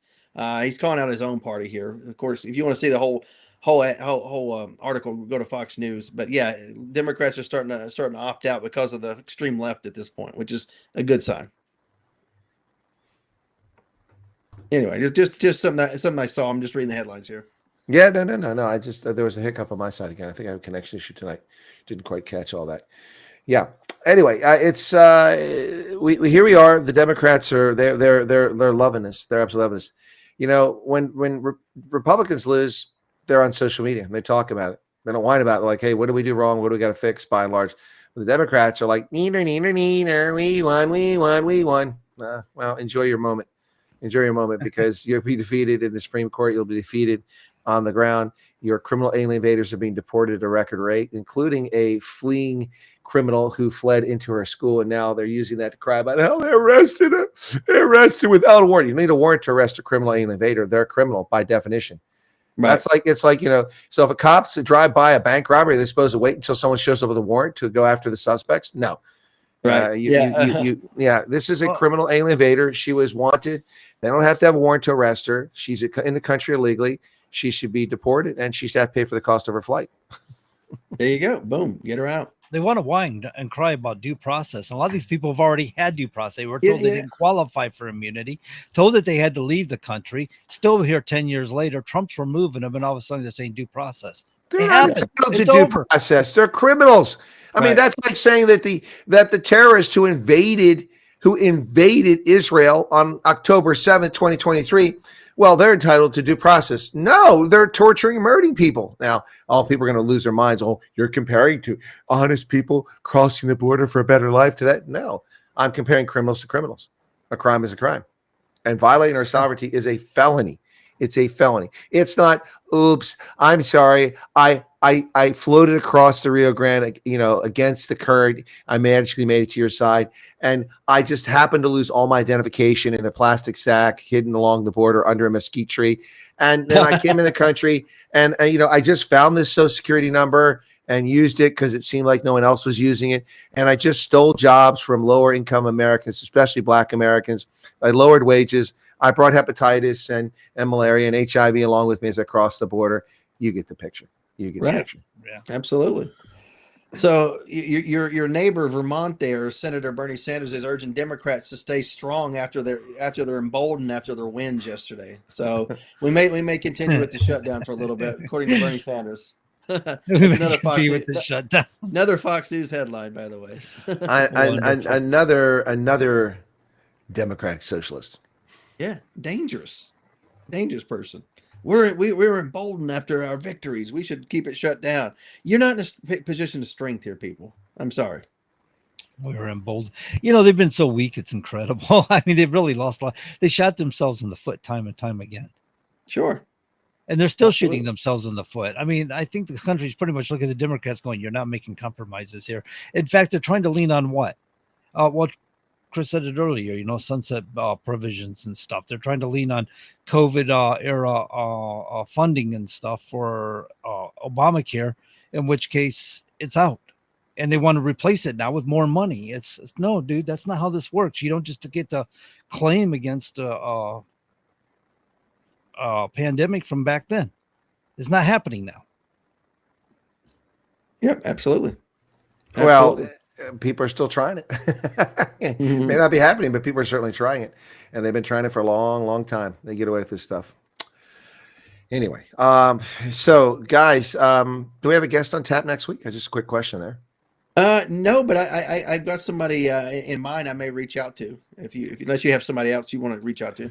No, I was just asking because for some reason I thought we had a guest tonight, and I was so busy with the election yesterday. That's an 18-hour job for me. Right, I imagine. It's a long day, and so my mind was a little frazzled earlier. I'm like, I thought we had a guest, and I'm looking, and I'm like, I couldn't find we had a guest tonight. And I'm like, maybe I confused it with next week. Apparently, I just confused it with the past.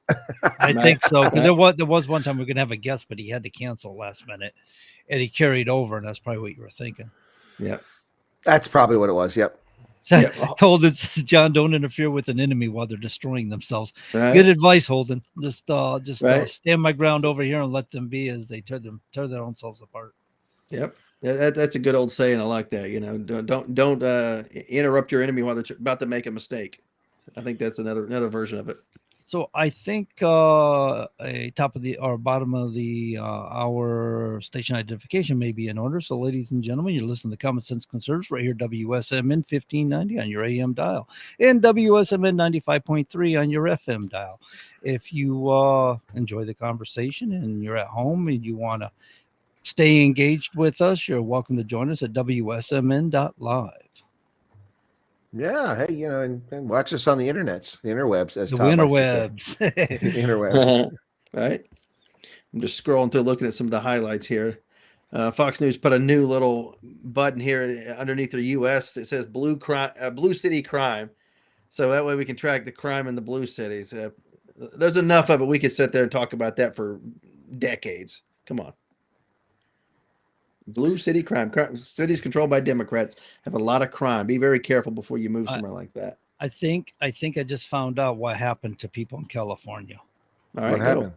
Dangerous radiation levels detected in San Francisco. The San Francisco Health Department is sounding the alarm over high levels of radioactive plutonium-239 Pu-239 detected in the air in Hunters Point Naval Shipyard. Plutonium-239 is radioactive metal used for nuclear weapons and has been linked to lung disease and cancer. So things are a little loopy in California. That might be why. I thought it was the lead in the water. It's probably a number of things. Apparently, the DOJ is now probing Black Lives Matter. Have you heard this one? Oh, no, go ahead. For what, please? Fraud? The Department of Justice is conducting an investigation to Black Lives Matter, probing how the organization handled millions of dollars in donations amid the 2020 protests following the murder of George Floyd, according to multiple reports. The federal investigators have issued subpoenas and executed a search warrant in their investigation into the anti-racism organization and whether or not defrauded donors who contributed over $90 million to its cause. Was that how did they word that? Investigation of the anti-racism organization. So the racist anti-racism organization? It's not anti-racism. That's its declaration. It is racist. Yeah. Its whole purpose is black supremacy. It's not about equality.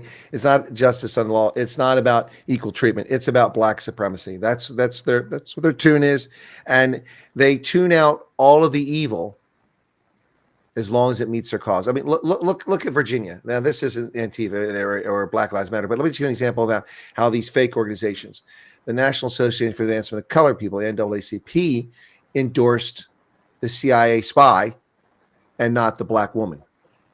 Aren't they supposed to be there to advance black women? But she's a conservative. She's a Republican, a Marine. Therefore, they can't endorse her. They don't care about black people. No, they never cared about black people. It's just a way to grift and get money. And right. lie. It was a convenient tool or weapon that they could use to gain money, gain power, gain votes. And it was a voting bloc that was no threat to run against them at one point, And now they're decimated, decimated the black community for sure. And they've changed them up for a different minority group that's soon going to be a majority. If we're not, I'm not saying if we're careful, soon will be a majority if trends continue. No, that's absolutely right. That's what it's all about. They just it's all these groups, I mean, there are exceptions. The United Negro College Fund does raise money for black kids, right? But the NAACP isn't about black people. It's about black supremacy. There's a very big difference. Right. Yeah, if you want to take up for somebody who's been, lied about, has had somebody commit racism or a hate crime against them, that's fine. Stand up for those people, but don't go out there and look for things that aren't racist to call it out because you want to win an election or raise money or whatever. I mean, everybody doesn't have racism in their heart at every turn. Every word that somebody utters that's in politics isn't racism, for crying out loud. Let's call out real racism. Yeah, and there's plenty of that directed against all people of all groups, and then you're absolutely right. And that's the reason why folks like us are dangerous, and certainly someone like me is dangerous, because we're comfortable in our skin, and we don't discriminate against people based on their skin color. We call out those who do it, and we're conservative, and they don't like that. If supposedly you're calling out racists, the good ground is owned by the left, except it isn't. It isn't. They eat their own. They'll attack you in a heartbeat. Look at how they just turn on people all the time. They'll call you an Uncle Tom if you're black. They'll call you a racist if you're white and you defend black people. It's just, they're sick, twisted people. Ad hominems are a sign of weakness, by the way. They are. They absolutely are. But there's plenty of that out there. It doesn't go away. It's their stock in trade. Absolutely crazy. So Minneapolis, did you guys see that crazy looking, looks like he's a freaking, cartoon villain character, Somali guy up there in Minneapolis? That's moving on to a second round of voting. Yeah. Right. Yeah. I saw that. Yeah. Neither one of them got enough votes to win the first time around, so they're gonna have to do it again. That's crazy. Yeah. Fry, he had a 10-point lead, or excuse me. Fry had a 10-point lead over Omar Fatah, but in the end, he was going 42% of the total, 61,000 votes. Wow. That's crazy. No, I can't believe this guy. Yeah, and of course, I've seen a photograph here of Ilhan Omar and this clown. This guy is I don't know why we do this to ourselves. Why we destroy and give away our country. Absolutely give away our country. These are people who don't share the same values of this country, and they bring the values of the broken countries to America, and then demand that we behave in the way that the place they fled because it was broken. Right. They're just users. Oh, absolutely. And sadly, I'll bring up the right here, and the Republicans, the establishment Republicans, especially in local cities, towns, whatever, they do us a disservice as well, because they want to hold on to their own power. And of course, we vote for corrupt people on wholesale as well. Very, very few really good Republicans in public office in Washington right now. Very few. Well, guys, there's a topic we haven't broached tonight that I think it's time we should talk about, if you don't mind. John, if you allow me, indulge me this, I'd like to bring this topic up. Is that all right? Absolutely. Here we go. Tucker Carlson and Nick Fuentes, all the rage, the conversation this week, the bogus claims that the right is being fractured and it's breaking into groups. Also, people claim that Nick Fuentes has the ear of a conservative youth, all this stuff going on. And I call nonsense, but I won't comment on Tucker Carlson, Nick Fuentes until I hear what you guys have to say. I'm curious. Are you following this mini controversy, or controversy, if you want to call it that? Todd, any thoughts on Nick Fuentes and Tucker Carlson? Not enough. I'm not followed enough to give a comment. I'll be honest with you. That'd be disingenuous if I did. John, any comments? No, I do not know. I know nothing about it. I heard a little bit on talk radio, but that was just, a short drive here and there. So I didn't get enough of it. Sorry. All right. Well, I'll go out there on that branch all by myself, which is sold halfway apart, so I hear it snapping as I walk out there.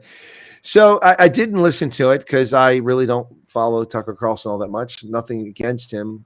He was a fantastic journalist a few years ago when he was at Fox, exposing the evils of the world. Recently, ever since he gave Vladimir Putin, a propaganda platform to twist and lie about the history of Russia for an hour and a half, I've kind of lost interest in Tucker Carlson. He seems to have gone off the deep end and lost the plot in many ways. And that's nothing against him. Like I said, he's been brilliant in the past. But Tucker Carlson apparently hosted Nick Fuentes, an avowed white supremacist and anti-Semite, and according to himself.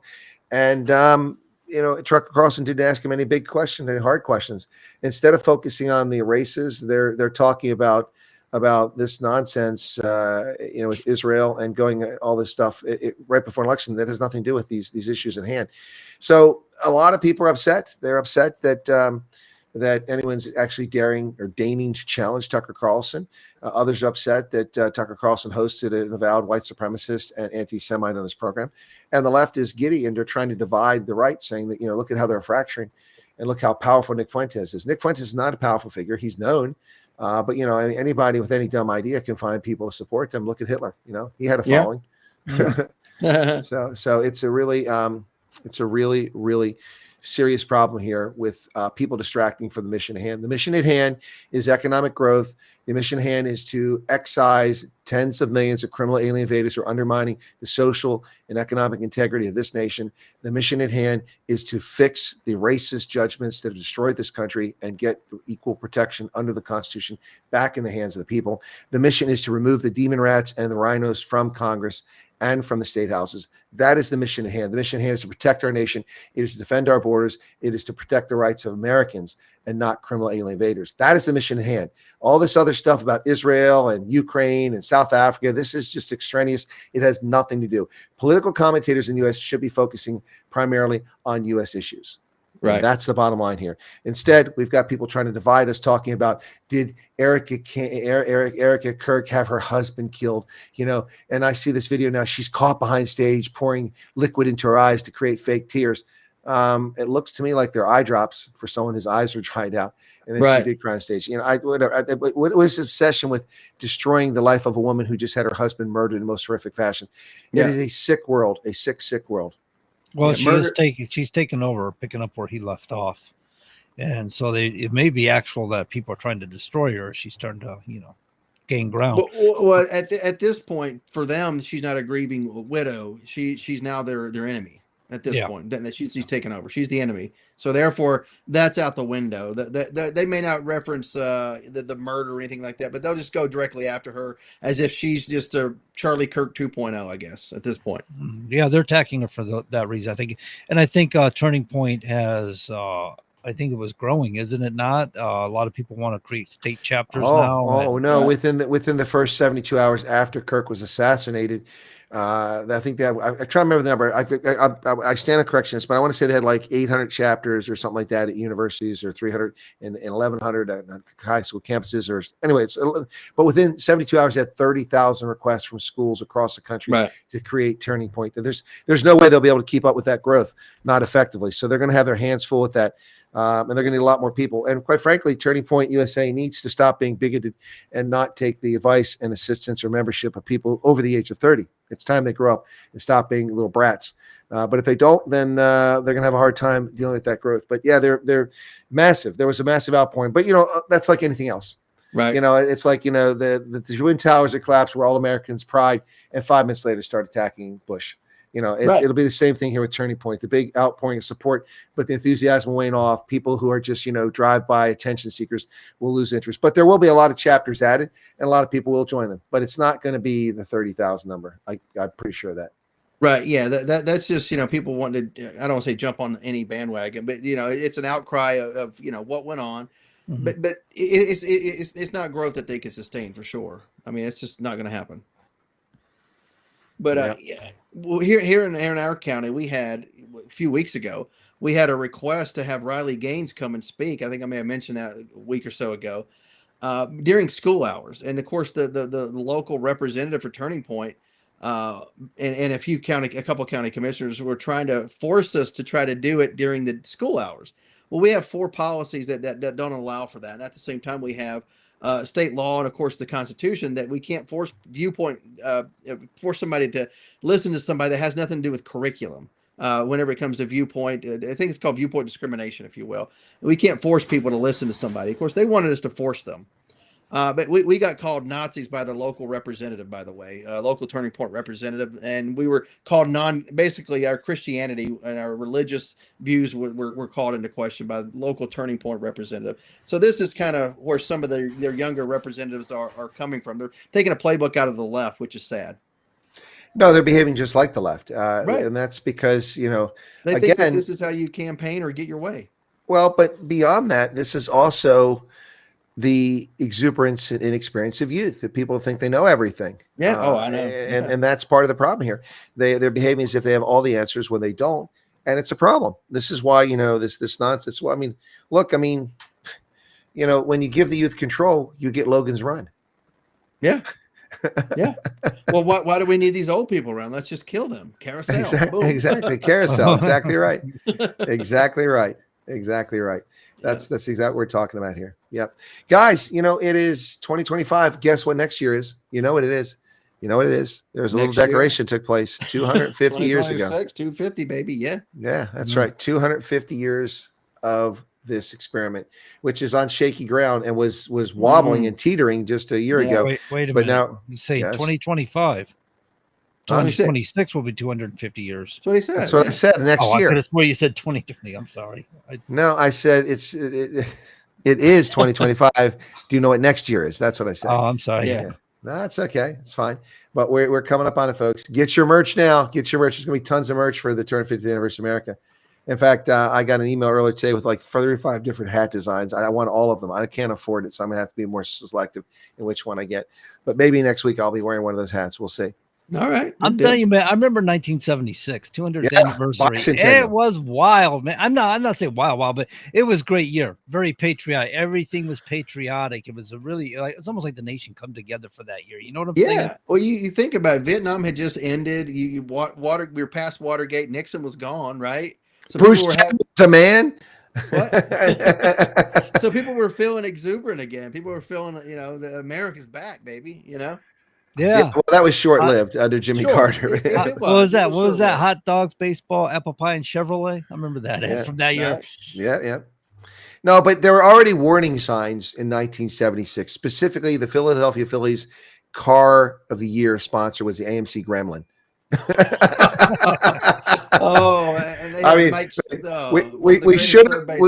We should have known that we were in for a rocky future when the Phillies picked their car, and I remember they drove one out on the field. I was like, that looks like something out of a Woody Allen movie. AMC just could not quite make it with their designs and their body styles. Well, their cars were crap. Yeah, they were. They were garbage. They were ugly. They were going under. What's up? They were ugly. They're underpowered. They're unreliable. They were dangerous. Wait a minute, but they did have the Jeep. Yeah, but they didn't create the Jeep. They bought it. Right. But they had it. Well, it's kind of like Fiat. Well, thank God they got rid of it. The Javelin was a pretty interesting looking car, although the front wheel wells were kind of weird. We're not seriously sitting here defending American Motors Corporation, are we? No. Well, I'm just saying it was a favorite. Well, I mean, if we're going to go down that road, then let's just defend Ford's Pinto. Look, all I'm saying. Oh my God, there was people that put 302s with wheelie bars on those things, man. Well, because they were small and light, they could get them down the quarter mile. Oh yeah, they were great for dragging. Right, absolutely. Plus, you get them a wheel stand. How cool is that? Yeah, you could drop the pedal on that one and stare at the sky for a couple of seconds. The one vehicle that survived, it's still around, that really surprised me and actually looks a little bit sexy for this day and age, is the Ford Bronco. The Bronco's still around. Oh, that new one's nice body style. Yeah, it looks better than the older ones, I think. I agree. 100%. Yeah. There's a company that and there's a number of different cars that do retro. It's a modern vehicle, but it looks retro. They do Broncos. And they cost $180,000, but still they look good. Yeah. Well, anything looks better than that Tesla truck. What were they thinking, man? I keep seeing them. Anything EV looks ugly. What is it about these EV? I mean, Tesla's got maybe, what is it? Is it the S model or the M? One of them has more of a wide body, better look to it. They had the one that was like a muscle car, or performance car. But ultimately, a lot of these EV vehicles just look like trash to me. Even their semi trucks. You ever see these things with like the single driver's seat in the center? No, I haven't. That sounds weird. One of them looks like the front of it looks like a robot out of what was that? Danger Wheel, where I was in. Oh yeah. What was his name? Lost in Space. Yeah, Lost in Space. Lost in Space. Yeah. I don't know, man. Some of these EV vehicles just don't appeal to me the way they look. They just don't have the appearance. Since you brought Lost in Space, I watched a video on YouTube yesterday. It was basically every time that the doctor that screamed, the scientist or whatever, and he screamed like a girl. Yeah, shrieked. It's like, why are you screaming so loud? Nobody else on screen screaming like that, but he let it out, man. Yeah, the doctor wasn't supposed to be right. Remember, he's like a little off. Yeah. Yeah. Okay. Well, to be honest, he was a stowaway, wasn't he? Was he in the original? Yes, he was a stowaway. That's correct. All right. Yeah, and if you see the pilot, you can see that happen. But then most people didn't see the pilot because it wasn't that heavily watched, if I recall. But then you saw it afterwards, or we saw it in reruns. But the Lost in Space they did years later with Matt LeBlanc was not bad. Then they did a even better series on it, which was pretty good. But it just kind of ended abruptly. It was on Netflix, typical Netflix. They put a little bit of money into something, suck you in, and then they take it away from you. It's kind of like Halo. Halo, Yeah. other than the fact it's anti-white, is actually pretty well written and pretty good with its CGI. But Halo's pretty good, at least the first season. Second season, I avoided watching it for a few years, but then I binge watched the first season a few nights back, and it's pretty good. I never played Halo the game. I always assumed that was for high altitude, for the Low opening, yeah. Yeah. I Halo, always thought that. I thought that's what it was, but no, it's not that. Yeah. It's if Yeah, you watch this- whenever that game first came out, you played Halo. I'm like, oh, is there a game for military free fall? That's cool. Yeah. All Where right. do I sign up, man? I thought it was like going to be, like a simulation, I'm down. jumping out of the plane I will play at this 26,000 feet, Yeah, Yeah. you got your O2, whatever. Yeah, I'm ready to do it. Nope. Yeah, no, that's not what it was. That's what I thought it was, but no, that wasn't what it was. Yeah. Anyway, so are you guys flying anywhere? Because flights are going to be delayed, guys. Like I said, 10% cut in flights affecting 40 markets. That's just crazy. But Yeah, they have no- no no- choice. No choice. I love to fly, but I try to avoid it since TSA was created. Yeah, maybe December. I'll go to Tampa for Bush Cheney alumni event. Of course, Cheney obviously passed, but He won't I'll be go there. down for the event. Well, the number of flights actually, let's see, it's Chicago's O'Hare will be at 121 fewer flights per day, or 14,500 less seats. Wow, That's a lot of seats. Yeah. That's a lot of seats, and that makes it all the more poignant. When I was in Chicago at O'Hare recently, when I flew through there, and I ran into Mike Pence, Yeah. and nobody in the airport of the thousands of people recognized him, the former vice president. I mean, that's pretty incognito, I mean, I actually got recognized at a local supermarket here in Pennsylvania the other day, much to my chagrin. I was walking, I was recognized more than Mike Pence was. And I'm hard. That's cool. He's a vice president of the United States, thousands of people walking by in the airport in Chicago, and nobody saw him except me. And here I am in a local supermarket. I'm walking, the guy goes, "Colonel Wyatt." I said, "Yes."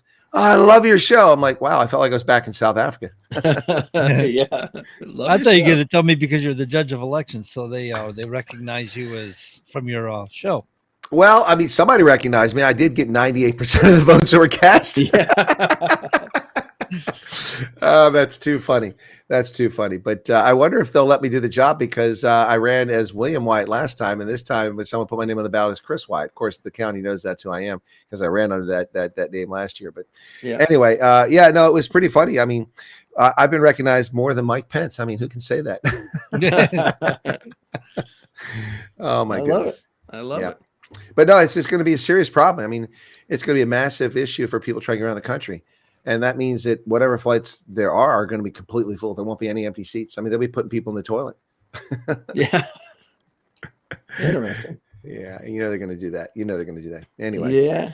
Speaking of putting people in toilets on a plane, we were at it was an Eagle, Colorado. We were flying out there. We were out there for a one of those think tanks. I can't remember the one that Cheney was associated with, American Enterprise Institute, AEI.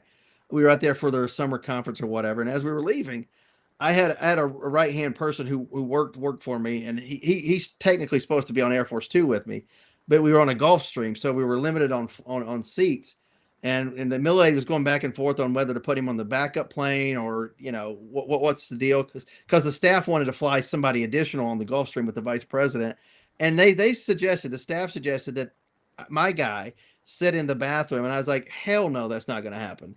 And we went back and forth for about 20 minutes, and finally the vice president comes to the back of the plane. He's like, what's the holdup here? And I'm like, well, sir, they're trying to put my guy in the bathroom. He's like, hell no, that's not going to happen. And he put the other guy on the backup plane, and my guy stayed right beside me. He said, this guy is here for a reason. He's part of the Department of Defense. He stays on this plane. This guy gets off the plane. I was like, that's so cool. That's so cool. He did that. No, that is pretty cool. Yeah. Sometimes in life things go the right way. A lot of times they don't. So yeah. You saying that was Cheney did that? Yeah, for the vice president to come back to the back of the plane, he diffused an argument like that. He told the staffer to get off the plane, go to the backup. and the guy just got up, picked up his stuff, ran off the plane. There you go. Yeah, there you go. The vice president speaks, you react. If you want the job, you're going to get up and move. Yeah. Well, the one thing I think we do have to say about Dick Cheney is that he wasn't an attention seeker. That's for sure. He wasn't trying to get in front of the cameras. He didn't give interviews very often, and when he did, it was very form. long form and in depth and focused. Yeah. It wasn't stray voltage. It wasn't out of control. It wasn't off the cuff. So look, I mean, he was a consummate DC insider. Which is interesting because he represented Wyoming. I guess they like to see their representatives leave town and just, not see them, because that's what he did. He represented Wyoming for a long time, and he was in DC most of that time. But anyway, I guess, anyway, flags are at half staff. I didn't see how long they were ordered at half staff. I would imagine it's probably a week. I'm not sure. But they're at half staff today. So if people are wondering why you're going around seeing U.S. flags at half staff, it's because of that. It's not because Nicki Minaj was beat up by people in Nigeria. No. But did she get beat up? No. President Trump came out in defense of Christians who are being slaughtered in Nigeria, telling the government of Nigeria if they don't get together and start defending Christians, that we're going to attack the terrorists inside. The U.S. is going to go into Nigeria with military force. And it got a lot of people's attention, including Nicki Minaj, who, of course, is from Trinidad.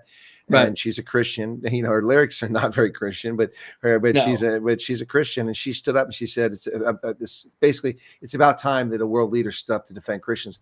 Right. And Nigerians are start running their mouth like, you know what you're talking about. And like, they need to be quiet. They don't know what they're talking about. No, I didn't know if somebody had attacked her or punched her. No, verbally attacking her on Twitter. Gotcha. So yeah. No, she was, I think surprised a lot of people. A lot of people who are out there, celebrities and musicians that people presume or assume are on this side or that side of the political aisle. When they finally do speak up, some people are surprised. I think Nicki Minaj surprised a lot of people. So they would have assumed that she was a leftist because of her onstage persona and her lyrics, which I have to admit that I listened to a little bit of Nicki Minaj, not recently, but I have in the past. But I was very impressed to see what she said in regard to Trump's statement. Now, President Trump he's saber rattling. He's saber rattling in Venezuela. He's saber rattling in Nigeria. Yeah, Mexico. It's drug boats running the Caribbean. I mean, he's not being shy. I mean, the dude knows he's got a clock and it's ticking. Right. Yeah, well, that sounds like 60 minutes. Yeah, right. It does make every second count, doesn't it? But you think during his first term, he probably and I view what he did in his first term. He was trying to not go as far as he may go this time, because he needed to get reelected. So he kind of figured out, okay, I'll go as far as I can, and I'll leave it right there, see what happens. But now he's like, got to leave it on the field at this point. It's exactly right. I mean, again, exactly. There's no third term. That's what's so funny about him trolling people about a third term. Yeah, I love it. Whenever he had the Democrat leaders in there, he had the hats pointed out so they could see it. And he's like, I'm just trolling them, basically. He's like, run for a third term. I think that Trump ought to make a MAGA hat that has 45 on one side, 47 on the other side, and the front has 48 with a question mark in gold. Oh, no, like a rally cap. You turn it around and it has 48 on it. There you go. There you go. Ladies and gentlemen, we now enter the third period of this game.